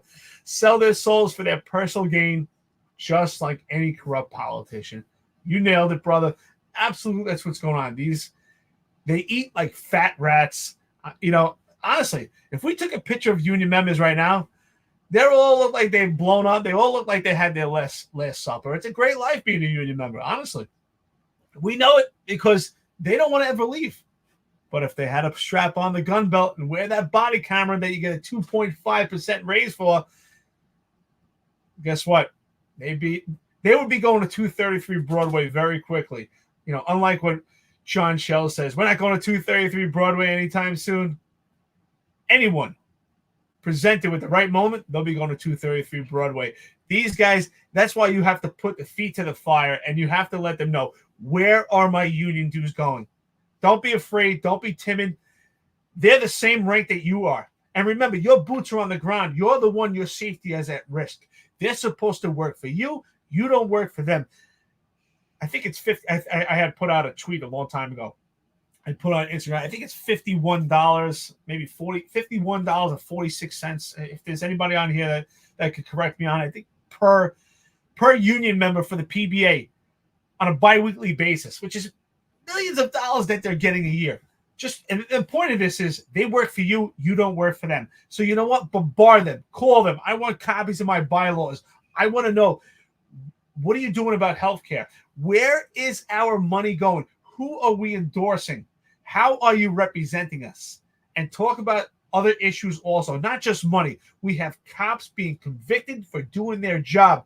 Juan Perez is going to be sentenced September 9th, a police officer, for doing his job, summoned to a 911 call, overcoming an emotionally disturbed perpetrator that attacked him. He is going to be sentenced. He was convicted. How did any support for Democrats help you or help Juan Perez? Juan Perez is faced with Democratic political legislation. Did the unions help him? No. The only time they stepped in, and they stepped in for his legal representation, because this podcast exposed the lack of support. Not out of kindness, because they didn't want exposure. That's why they supported him. So you have to put their feet to the fire. Don't be afraid. Don't be afraid. They're no one better than you. You're better than them.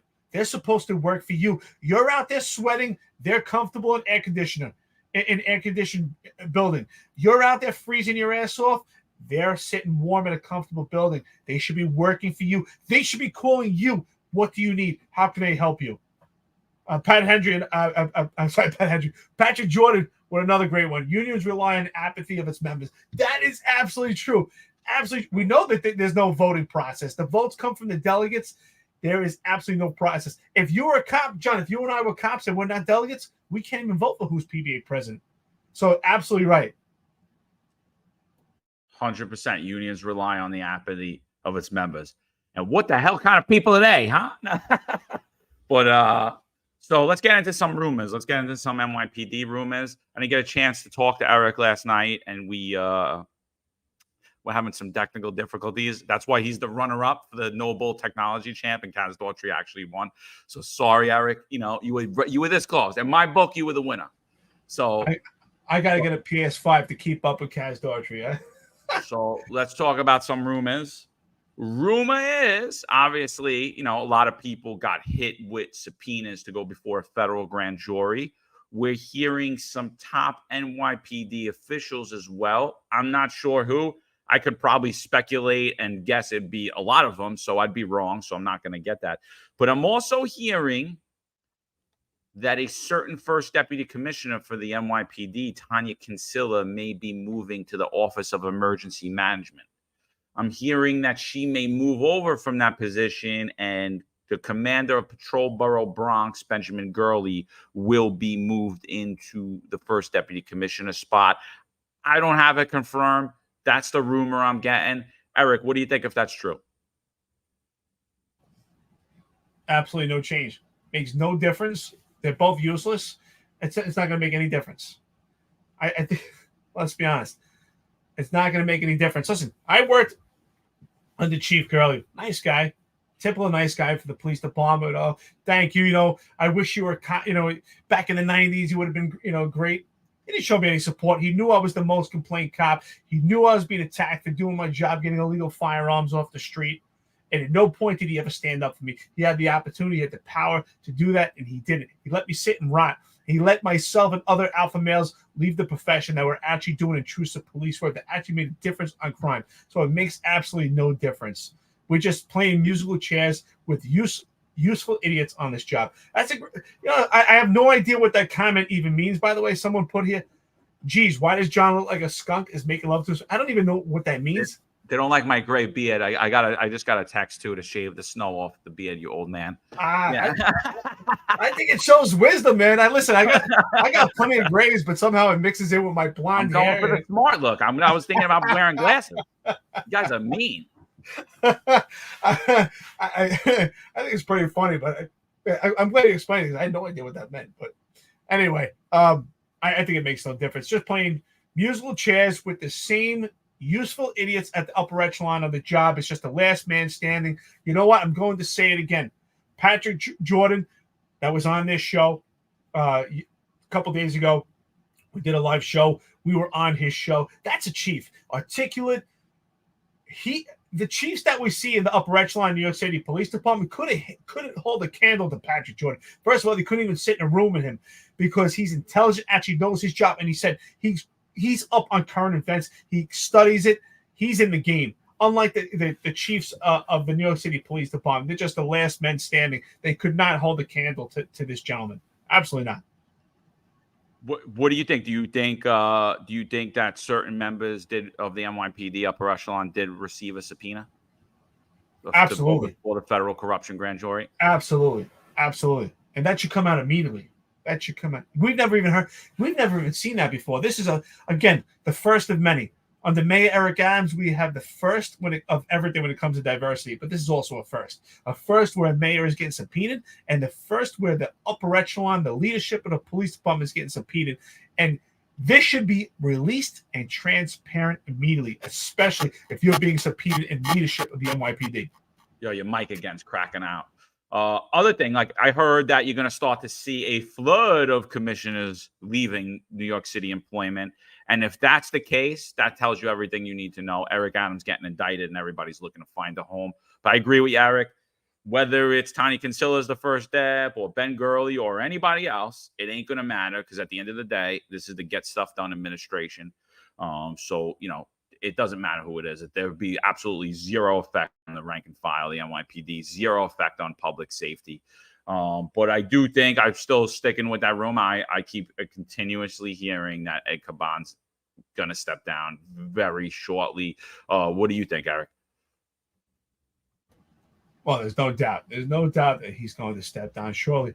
But what's funny about that, and I say it, and I'll say it again, he's the most insignificant police commissioner that we've ever seen. Whether he steps down or not doesn't make a difference. He's never even stepped up. Thank you so much, Rafael Martinez. Said Eric Devil Dog, Step-a-Fire, brother. He said it's $51.84. I mean, that's a substantial amount. $51 biweekly is going to the union. So you should bombard them with phone calls. They should be supporting you. You're not supporting them. $51.84. That's a lot of money to pay biweekly, especially when you're a cop and you have a lot of expenses out there. You're paying a lot of money to those unions. Absolutely, Ed Caban is going to step down, but he's never even stepped up. And it doesn't make a difference because the actual police commissioner is Kaz Daughtry of the New York City Police Department. And again, do you think that them playing musical chairs makes a difference? No. But again, it's just lack of transparency. And we should know right now who is going to. Uh-oh, did we just lose Eric? They're taking him down again. The stall link, that's it. They took him down again. Listen, while Eric's getting back up, Eric, if you could hear us, jump out, jump back in. But while Eric is having issues with the stall link, wait, what is the Sal Greco show's on? Let's see what the Sal has to say. Eddie Caban is leaving just in time since Fritos, I can't say it like he does, is no longer open. Coincidence? Maybe, maybe not. Right. So tonight, Joe Lanu, I don't know if you guys can see it. This is rather small. I don't know how to make this one bigger. But tonight, Joe Lanu at Joe, Joe_LNU. He's a retired law enforcement officer out of Texas. Tonight, he's going to have the creator of The Fall of Minneapolis from Alpha News, Minnesota, producer and documentary creator Liz Collins on. Myself and Eric are going to be in attendance as well. We'll be joining and speaking as well. So, we highly recommend you guys come on. And if you haven't yet, and if you're home retired, I definitely recommend you watch The Fall of Minneapolis. It's a great documentary because it highlights the failure of law enforcement throughout this country. It highlights just how politically, I don't know how you want to say it, politically, we've been taken over by politics. Policing has been politicized, completely, utterly politicized. You watch in the documentary, the move that Derek Chauvin deployed on George Floyd, which is the same move that we put on here that Viral News told me to take down that came from his footage. So I'm still waiting on that lawsuit, Bootlicker News. I didn't take it down, still on my X, but it's the same move that Kaz Daughtry deployed. The difference between when Kaz Daughtry deployed it and when Derek Chauvin deployed it. Derek Chauvin deployed it. It was a trained move. It was a trained move. I forget the name of the training, but Derek Chauvin actually has the training documents to prove that it came out from the Minneapolis Police Department. Now, when Kaz Daughtry did it, it actually violates the diaphragm law, which is a crime. And it's actually in our training to not deploy that move. So there's the major difference. So now Kaz Daughtry is going to be the police commissioner. Derek Chauvin's going to be in jail for the rest of his life. So this documentary highlights that. It also shows the other body camera angles of Derek Chauvin deploying that move, which contradicts the picture that we all saw with on the neck. It's actually a knee on the shoulder, just like Kaz Daughtry had deployed. The only reason it's illegal in New York is because we're not allowed to put compression on the diaphragm, whatever the hell that means. Every police officer compresses the diaphragm every time they arrest someone who's resisting arrest. If they don't, that means they're being either brutal because they're discharging their firearm, they're discharging their taser, or they're using closed fist strikes, punches, or kicks. That's the only way you're not violating that. So Liz Collins shows all of these other angles. And what you see during that documentary is you see the chief of police go up there and say that move is not in our training when Derek Chauvin has the exact documents to contradict that. You see the training sergeant go up and testify. And by the way, this is all under oath, so they lied, they perjured themselves. And Liz Collins put video evidence of it out there. that they perjured themselves on the stand. The training sergeant said they never seen that move before. They never seen anything like it. They don't know anything in their training, even though Derek Chauvin family has the training materials from the Minneapolis Police Department, even though there's retired Minneapolis police officers on that documentary saying that they were trained to do the exact thing. They're going to be on the space tonight. So highly recommend 9 o'clock tonight. You could go to my X if you follow me, or Eric's X. I'll reshare it on the podcast X as well. All our links are below wherever you're watching and listening to this podcast. And I highly recommend you guys join us and weigh in, because that is very scary what happened in Minneapolis. And that's what happens when law enforcement becomes politicized. Oh, look, he's back. Elon Musk got him back. So, Eric, I was just telling them to join us tonight on Joel and News Space for the fall of Minneapolis. Like I said, we were scheduled to have Liz Collins on, but I never reached back out to her. I'll get her on. But before I reach out to her, we'll be on tonight with her. You guys definitely join us on X. You'll have the ability to weigh in. Joe runs a very great space. He gives everybody the ability to talk and get in. He gives you time frame, whatever. So it's really great space. It's going to be a great conversation. I hope you guys can join us. But that's what we were talking about, Eric. Oh, absolutely. I got to laugh. I just had I don't think this has anything to do with the Starlink, but I had a complete power outage. The power just went out in the whole neighborhood. I don't know what happened. I'm actually I'm in Vegas right now, so who knows if everything was overheating. Everything went out. The power went out. So, oh shit! But listen, I had technical issues. I had a power outage today, and we're still going. You know what? That's what the union should be doing. No matter what happens, you know what? Just make you got to crush lemons, make lemonade. Just keep going. But yeah, listen, I think Joel News Space is awesome. For our listeners here, I thank you so much for listening and weighing in. Your thoughts are important. Get involved with us with these X Spaces. And X Spaces, they're basically like a town hall. It's a virtual meeting with you get to listen. If you feel comfortable enough that there's a subject you want to speak on, and honestly, don't even worry about it. People are too worried about public speaking. And I mean, if anything, a virtual town hall, I think it's a great opportunity to get some practice to speak in front of people. And the bottom line is, I always say, to be a good speaker, it doesn't necessarily have to be so articulate. It just has to come from the heart. If you're passionate about something and you're telling the truth, and it comes from a good place, and people will listen to you. And that's why I see a lot of the comments here. They come from a good place, and people actually care. We should all care what's going on.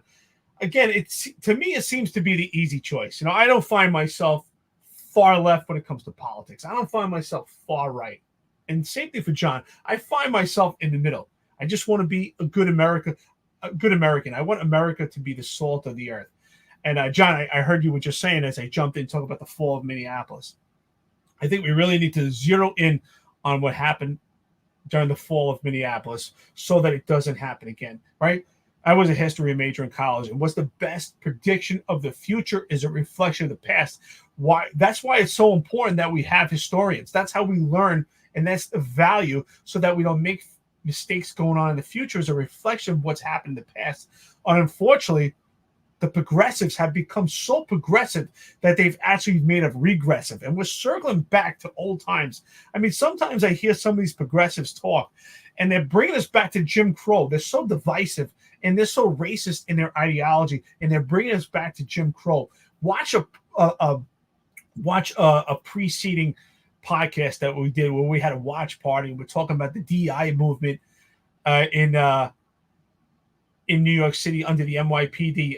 It's really interesting. That's funny. I just saw who was that? Logan Paul walking through. But yeah, listen, pay attention.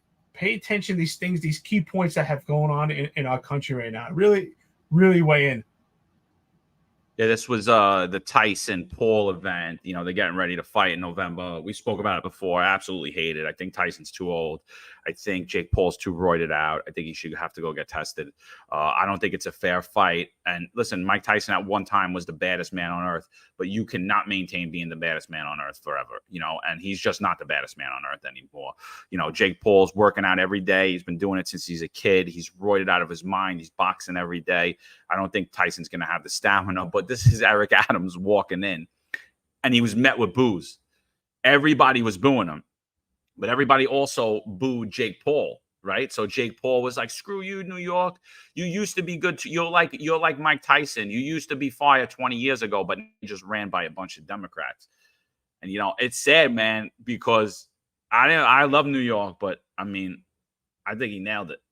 I think he nailed it. I'm not no Jake Paul fan at all. I hope Mike Tyson knocks him out. I really do. I hate that they're fighting though. I do. I got to be honest. I like him. I mean, I got to give the kid credit. He knows how to make money. He makes other people rich. He's actually helped a lot of fighters that are not making that much money get rich.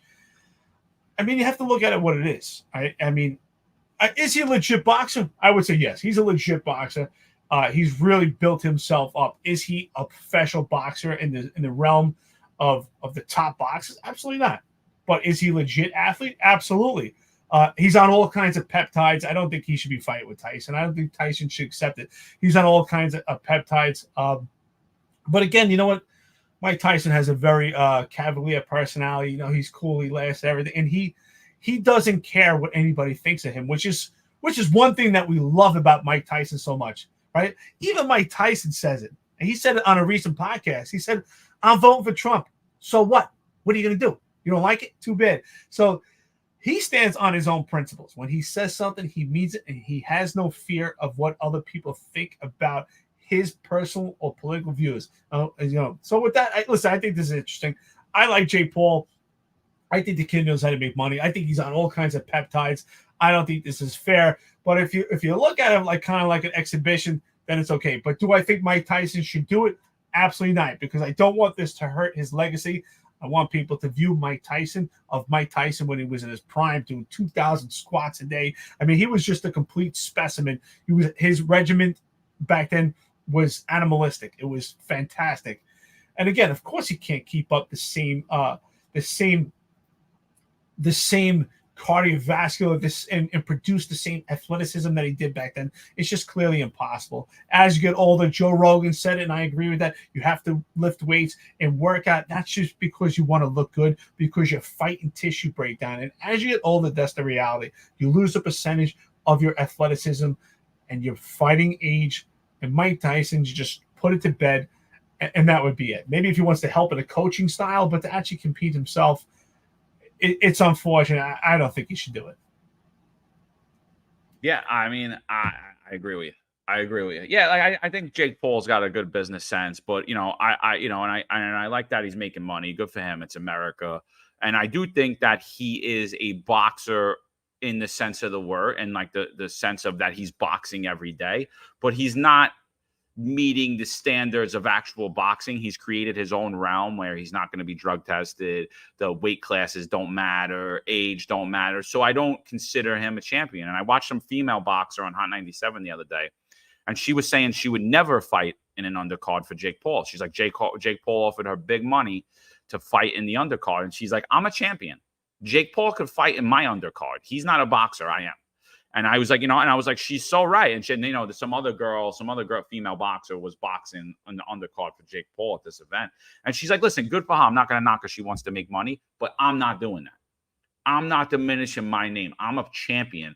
Jake Paul isn't. And I got to agree with her. When it comes down to it, there's rules and regulations in the game. And if you're going to break all the rules and regulations, you can't say that you're going to be the baddest man on earth or you ever will be. Mike Tyson was under all of those rules and regulations when he was Jake Paul's age. Jake Paul wants to be a boxer, like a champion. He should follow the rules and the regulations. Do I like his events? Yeah, I do.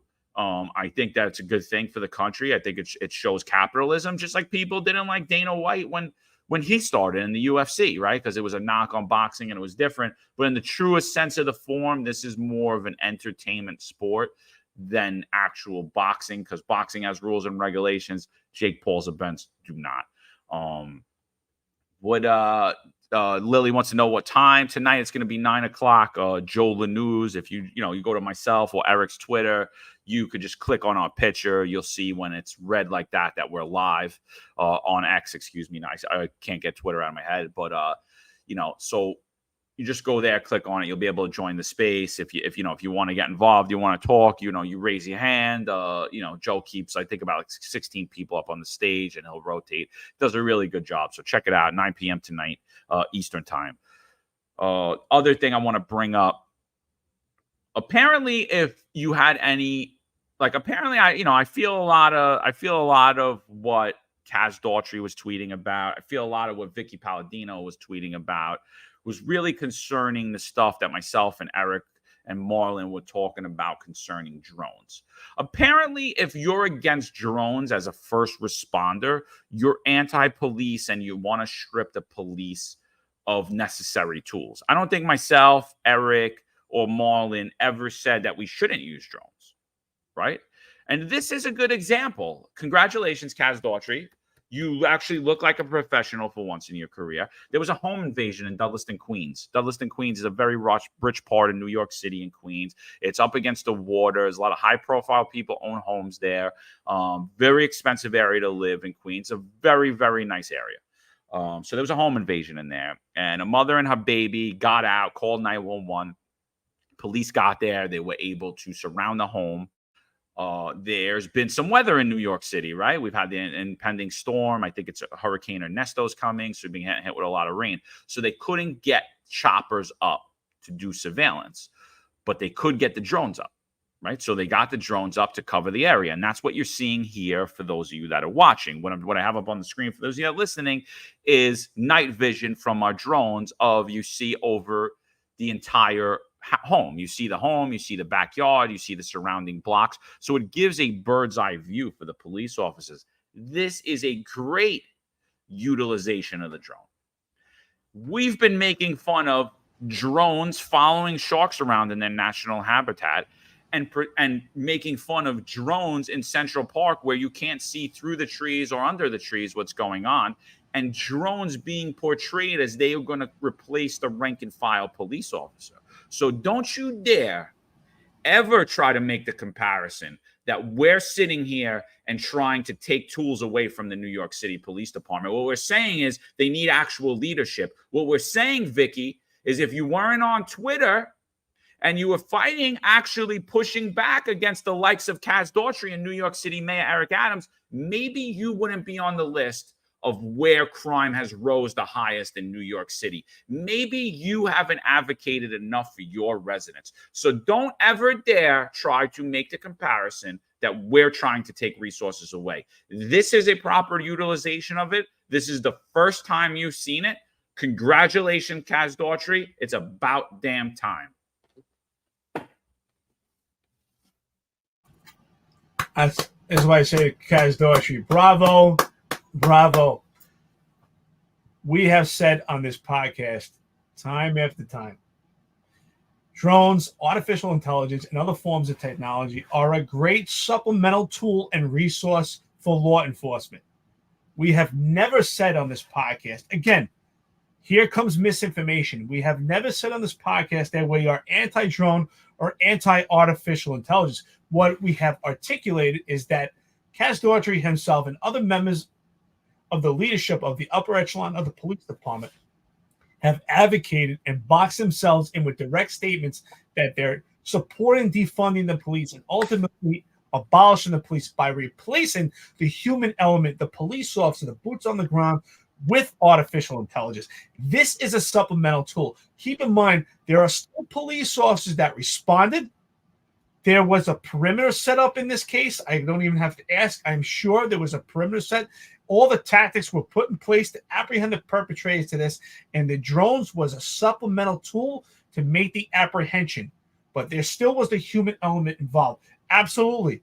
I've always been open to utilization of tools and resources that are in and around you, even tools and resources that are not typical tools. Utilize your brain to think outside the box. If you have to utilize a ladder, if you have to utilize other resources, we adapt and we overcome. We have used aviation for years. Again, that's a great supplemental.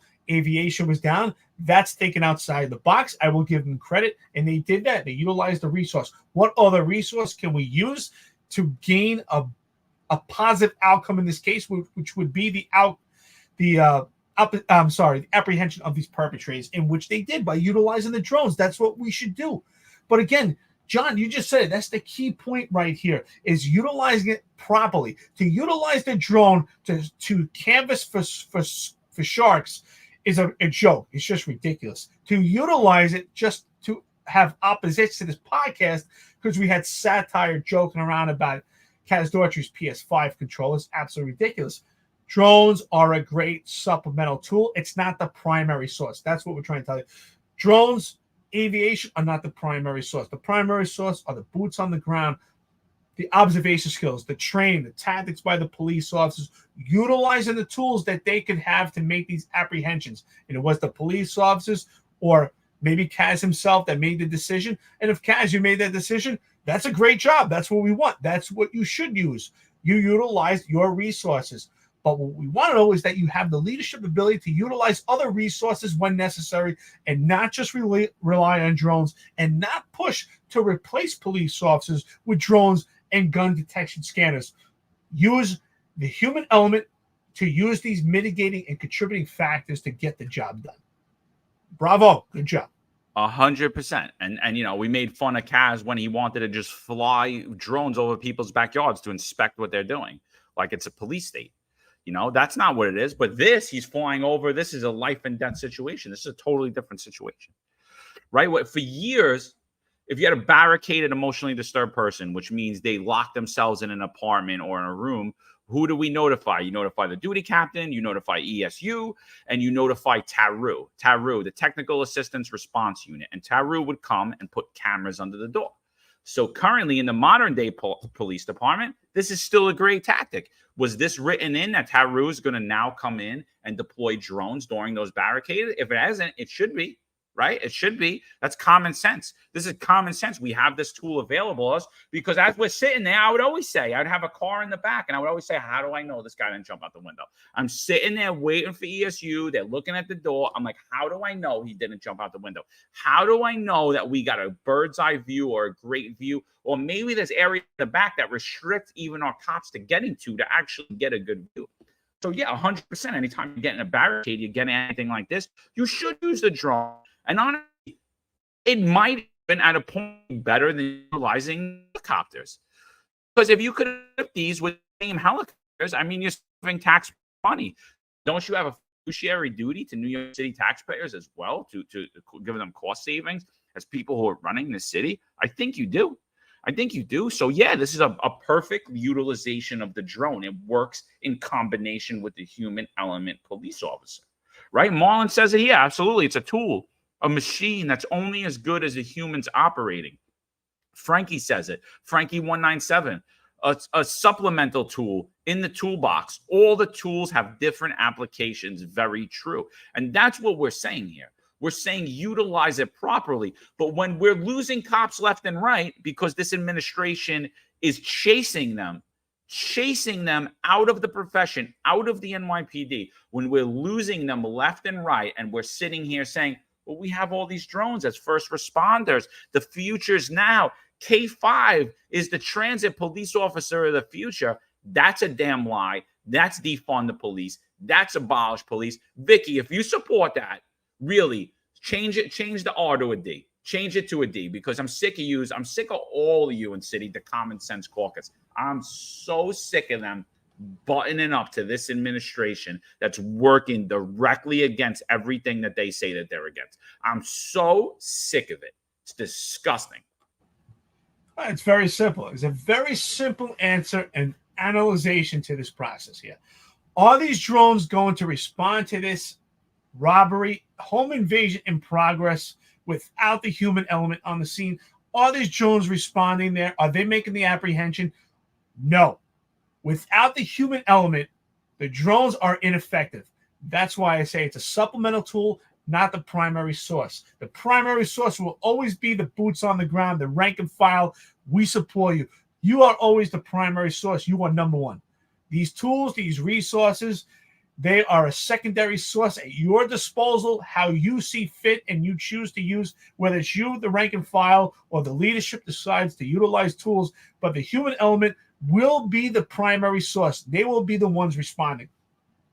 Even if there's an incident on the beach, when with Kaz Daughtry talked about deploying drones to make sure that people are swimming.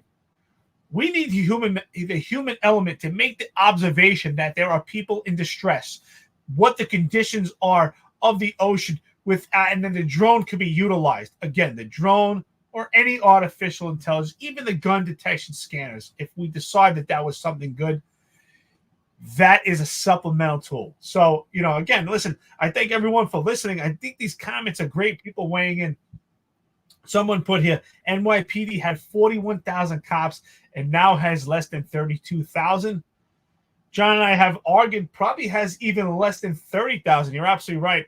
We're not sure what the numbers are, but they're extremely low. And what we hear from this administration is further push for defund the police and abolish the police.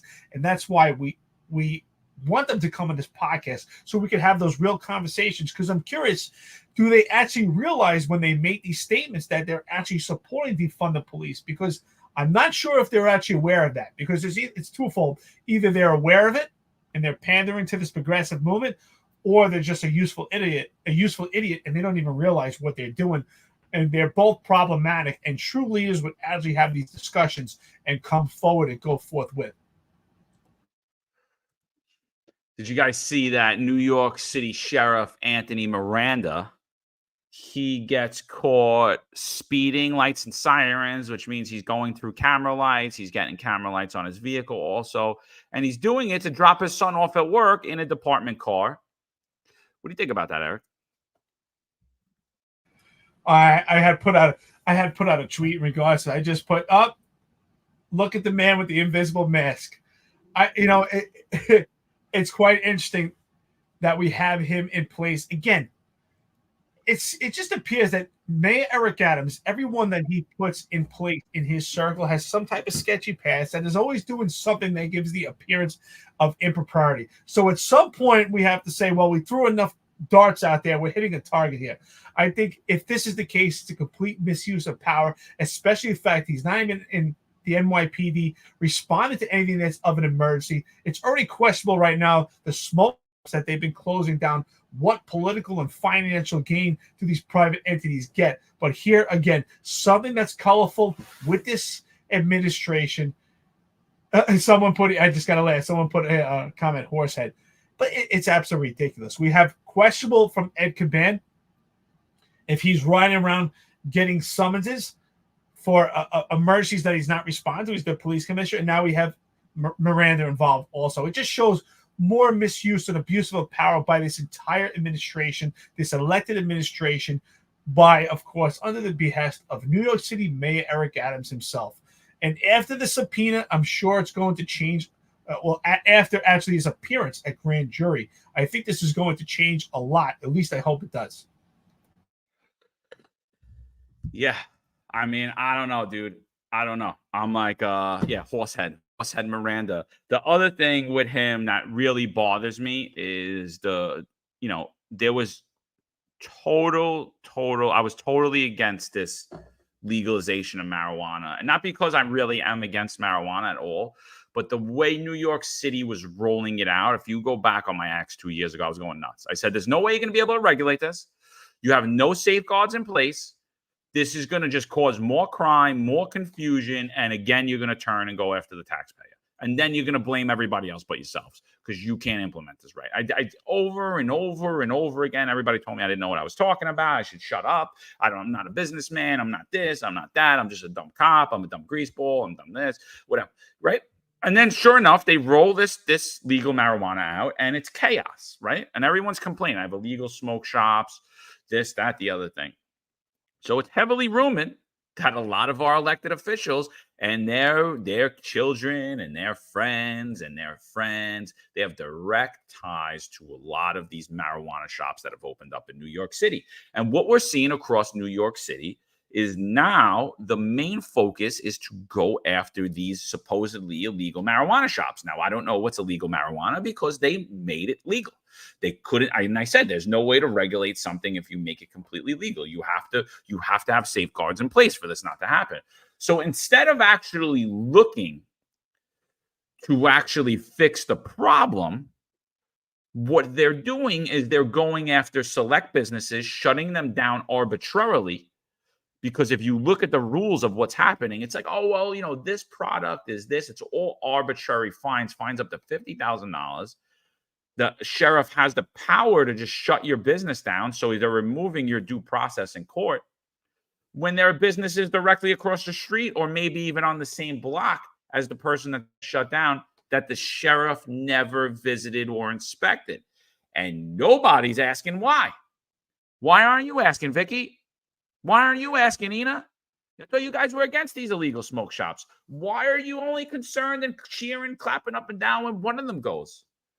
It's weird, too, when they have bootlicker news going in there during these when actually he got raided for the same thing. Right? It's weird. I would think that's an integrity issue. I would think that was a big integrity issue. So why is that going on? And I'm going to say right now, there's a lot of smoke burning over that whole thing, too. And I think that there's fire if somebody actually looks at it. I think when you look at that smoke and you follow that trail of smoke, you're going to see some fire. Why are certain businesses arbitrarily being closed down for arbitrary rules that are enforced on them and not on businesses on the same block? I think as you're going to see is because people in New York City that are in this big club are connected to those establishments. You nailed it, brother. Absolutely. But it's interesting you said that. So you're saying where there's smoke, there's fire? I gotta laugh at that. Of course, Eric Adams, when you see smoke, there's not always fire. Absolutely. You just nailed it. Absolutely. It's almost like that confidential informant that you have that's actually selling drugs himself, and he's trying to knock down his other business. That's what's going on here right now. We have people that are knocking down other businesses so that they could benefit on their own. That's exactly what's going on here. So you can read between the lines when it comes to that. Again, because it's ironic. Honestly, because me personally, I really don't have a problem with the smoke shops. I have more of a problem with the actual legalization of it on the street, because I believe that there's a time and place. I'm not anti-marijuana at all. There's a lot of great benefits, especially with veterans. I'm a veteran. Veterans are suffering from PTSD, PTSI. There's other forms that it's good for. It's good for people with cancer, things like that. But there's a time and place for it. Just as the same thing. We don't want to be drinking out in the street. We don't go to strip clubs next to schools or churches. So there's a time and place for everything. That's the point. But listen, let's change gears. Let's go right to this. This is a great video. We need to pay attention what's going on in this world, in this country right now with the DNC, with these protests, day in and day out. But of course, we have democratic cities that just enable and encourage this behavior. We have not put a stop to it. This is a great video, by the way, John. Yeah, I mean, so they've called in police departments from around the country to come in and go to the DNC. I'm unsure if the NYPD is there. I didn't really look, and I don't really care. So they went there because the Chicago police, like the NYPD, have been emasculated and can't control these crowds. There's reports that we've had foreigners fly in, foreigners who have ties to Antifa, over 60,000 of them fly in to come and protest and attempt to shut down the DNC, as well as 50 to 60,000 Antifa members in New York City that have flown to DNC to shut the DNC down. What you're seeing is the useful idiots begin to turn on their own party. Again, these aren't Trump supporters. Trump supporters they're either on the outskirts laughing at all of this, or they're at home laughing. They're like, what the hell is going on? Again, Kamala Harris hasn't even gave us what she's running on. We don't know anything other than that she's going to control the price of goods, which is what Stalin did and failed miserably and caused mass starvation in the 20th century in Russia and led to the ultimate collapse of the economy. So that's the only plan that Kamala Harris has unleashed at this far, which is, to me, is not a plan at all. And anyone saying they're going to vote for her is out of their damn mind. But what you see here is you see the massive amounts of police that are required, because this is a clear show that this is the only tool left in the bag for law enforcement. They have to just flood the streets with police officers because the individual police officer has been emasculated. You know it, brother. Absolutely. I mean, dude, look at this. Look at the site. That's what it just comes down to anymore. Omnipresence, omnipresence, omnipresence. We have an emasculated law enforcement profession throughout this entire country. I think you nailed it. Also saying the DNC has turned on itself, because clearly you have to ask yourself at this point, let's just test logic. If you're voting for Kamala Harris, or if anyone you know is voting for Kamala Harris, you have to ask a simple question of test logic. Why? What is Kamala Harris going to do? What is her plan to get your life better in the next 4 years than it has been in the past 4 years? We heard build back better. We haven't built anything better. We've only gotten far worse. What is her stance on borders? You already know what her stance is because she hasn't said anything to differentiate from open borders. You know her stance on the amount of goods, inflation. She told you pretty much just accept it and deal with it. That's what she said because she had no response to it. So clearly, what is her stance? Just test the logic. All you have to ask is why, and what is she going to do moving forward? What is her plan to make it a better America or sustain the American way that we have already, which is not good, it's terrible. The housing market is insane. The cost of gas throughout this entire country is insane. And of course, the price of gas affects everything else. And no longer can they still say it's the effects of COVID. Everything's moving. We have trucks on the road. Our parts are being made. Everything is being made. Inflation started with the closing of that Keystone pipeline. That's the key element right there. Look back at that right now. Because does she support fracking? I mean, just look at her record right now. Nothing that's going to benefit this country at all. You are not going to be better in the next 4 years under Kamala Harris. You're going to be far worse. You're going to be looking at your pockets. You're going to be hurting. We are headed for depression. We already have a recession as we speak right now. We've already lost 2 quarters in the year. What's next? And that's why local politics is so important. Remember, Assembly District 23, vote Tom Sullivan.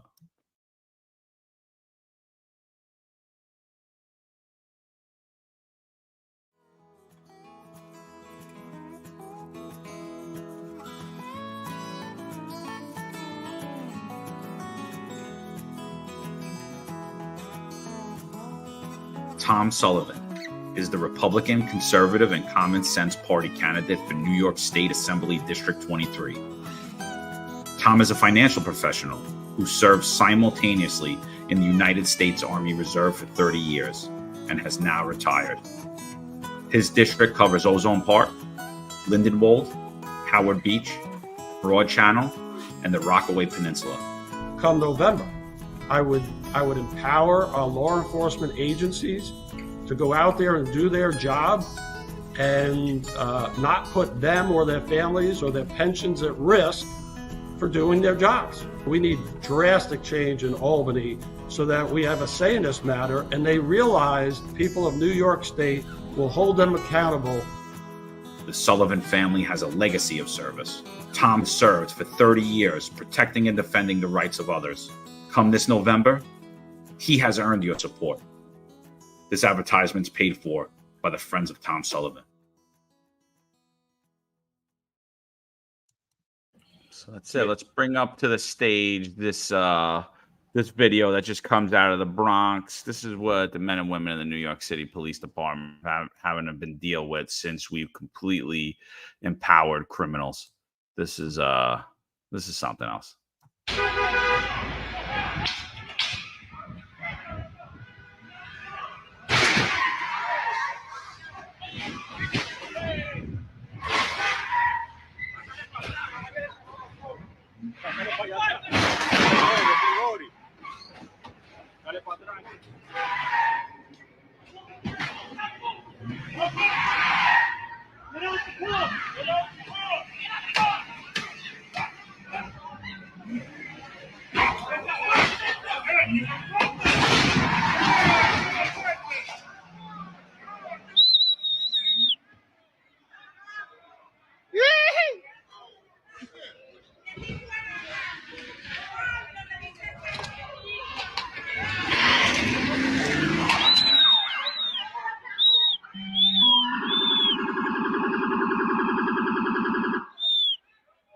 ¿Cómo lo vamos a ver, maldito idiota?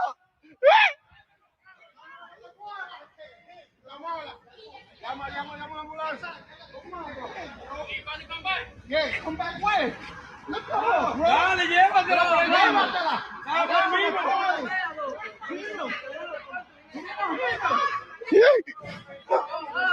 Saca el teléfono para que grabe.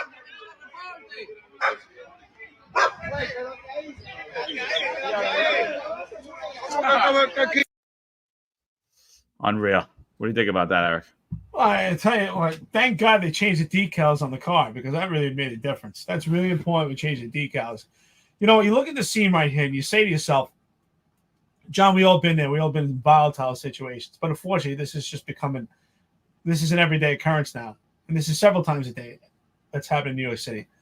You say to yourself, what tools do you have at this point? What resources do you have to actually bring this to a quell? Because the Democrats will use buzzwords like de-escalation. What's the de-escalation in this situation? The cops are in a lose-lose situation. Right now, first of all, they put themselves in a situation where they could get physically hurt. Unfortunately, it is a byproduct of the job. They put themselves in position because they have to. I commend them. They're trying to stop this. But at the same token, you know, some of them are trying to break the window. It doesn't make a difference. This operator of this vehicle is taken off, and he knows they're not going to deploy a firearm. What tools do you have? You can't deploy your firearm at this point. You can't deploy your taser. You can't even pepper spray him. Pretty much as a cop, you are useless at this point and helpless because if you try to slam and bang at that door, he's going to crash and possibly even hurt himself or hurt another cop. There's a horrible situation to be in. But this is manufactured and politically created by the legislation and the Democrats of New York City. The same people that the unions, and that's what this podcast is about, the same people that these unions are endorsing are the same people that have created legislation that have led to the streets of New York City that is the pathway for the police officers to work in this environment that we speak of right now. I mean, look at this. I worked in the Bronx, and I can tell you, it looks like a third world country right now. This is just complete insanity. If you closed your eyes and opened them right now, would you know this is New York City? Probably not. It looks crazy. In fourth, third world, you get third world crime. I mean, AJ says, looks to me as the perps were using the van as a weapon to flee from MOS. I agree with you 100%. You know, you know who I think is doing the best job here? The girl that's standing on the back on the sidewalk away from the ability to get run over just on her radio, because that's what the NYPD has for you at this point. The guys that are actually partaking in the core mission of police and are not only risking their life, but they're risking their family and their freedom. And it's completely ineffective what they're doing. Using their nightstick is not going to stop him. All he had to do was throw the car in reverse, turn the wheel. He would have ran all of them over and killed them. I wouldn't be anywhere around that van at this point. And now we're left to partake in a vehicle pursuit throughout the streets of New York City, which is John Schell's tactic on how to bring crime down. So I think you see another failure in public safety here. And you're 100% right, Eric. Everything you said, I agree with wholeheartedly. This is the result of the people that are our union leaders, our union representation, our endowment association representation has supported. This is what the executives in the NYPD support. This is what it is. There's absolutely nothing they can do in a win or lose situation. They're in a lose-lose situation. Nothing that they could do is proper. Nothing, right? We're criticizing them here because they could be killed. Absolutely. If they would have smashed the guy in the head with a nightstick, the cop would be going to jail. If he would have pulled out his weapon, which was probably warranted at this point because that vehicle is being used as a weapon, I think most people, common sense people, would say, yeah, at that point, police should be able to shoot you when you're using the vehicle as a weapon and not only endangering their life, but the life of others. I think it's clear that the police officers were fearing for their life and the life of others. I am watching this video. But if the cops use that, they would be going to jail because that tool and resource is not available to them.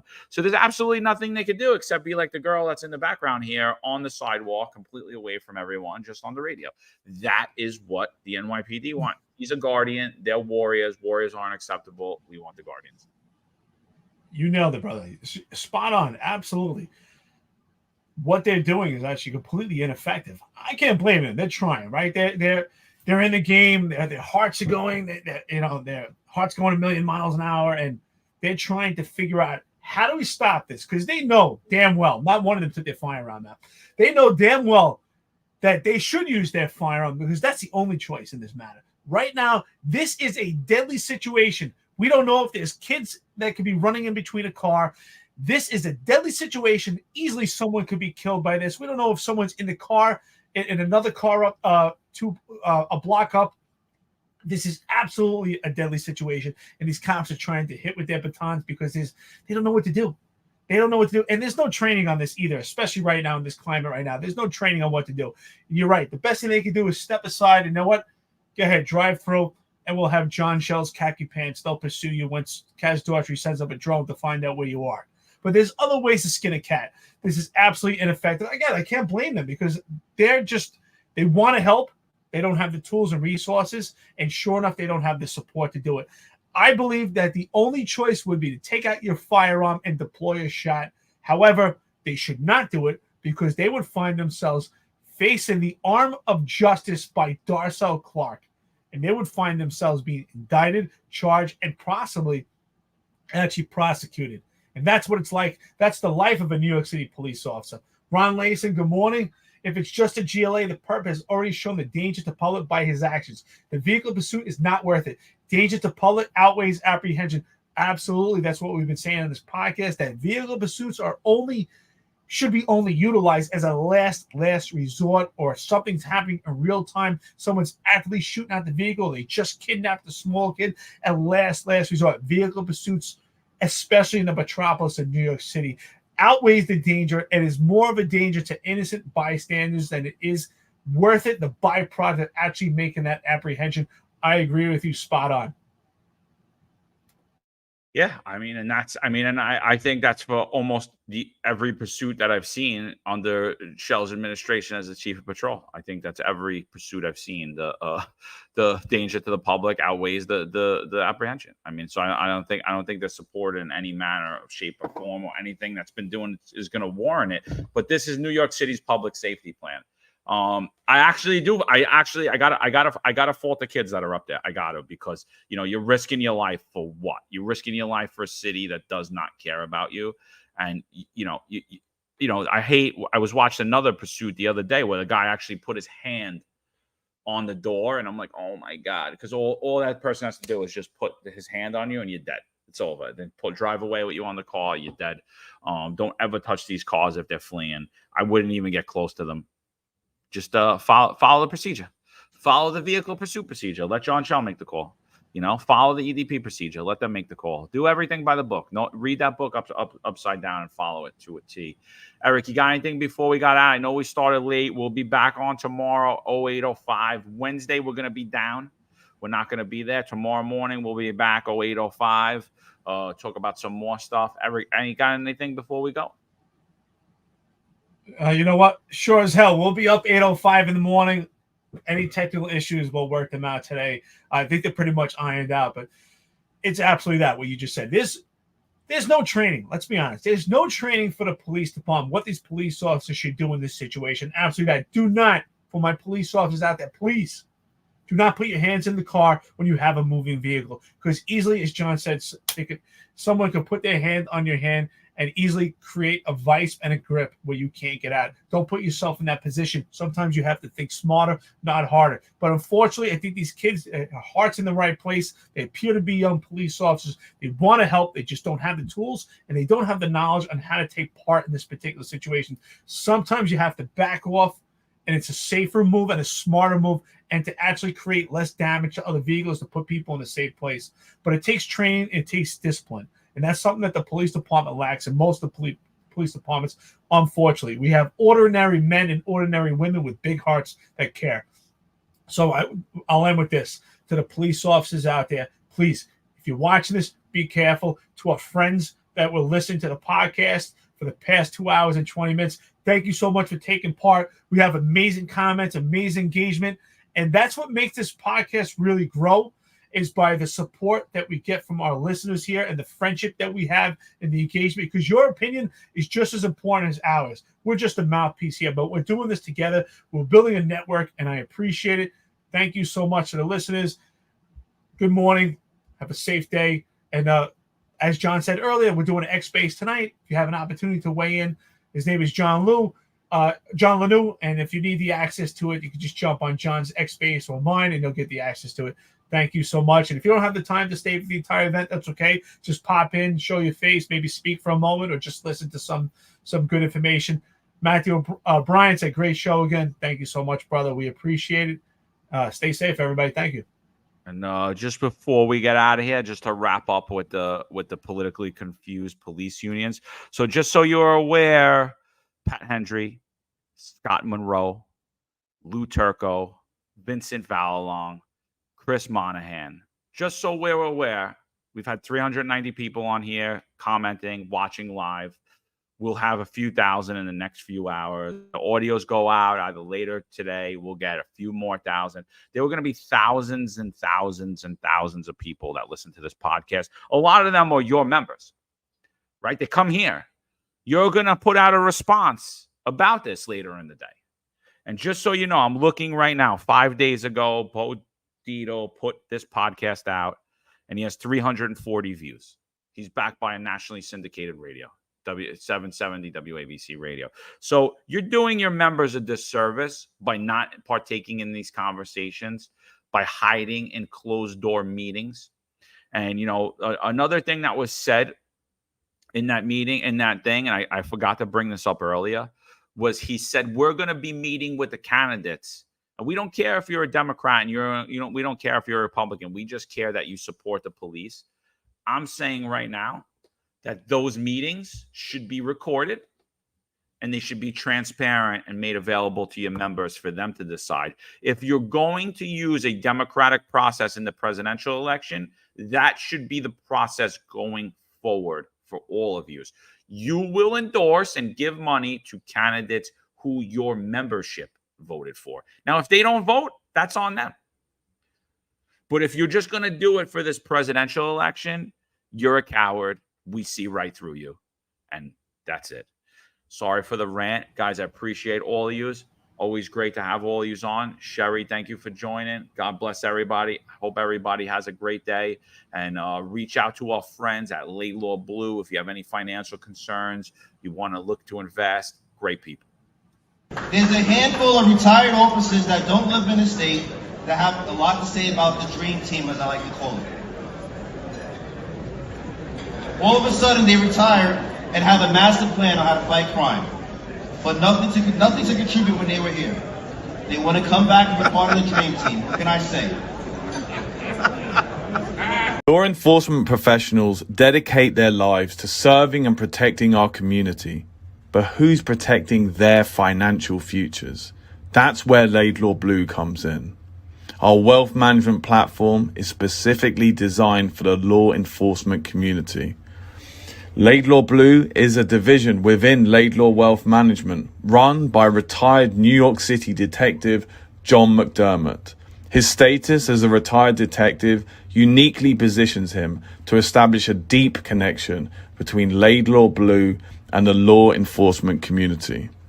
Our platform is easy to use and provides a range of financial services, including investment management, retirement planning, and insurance solutions. With Laidlaw Blue, you can secure your financial future and provide for your loved ones. Our team of experienced financial advisors understands the unique challenges and opportunities that law enforcement professionals face. We're here to help you navigate the complexities of financial planning and achieve your goals.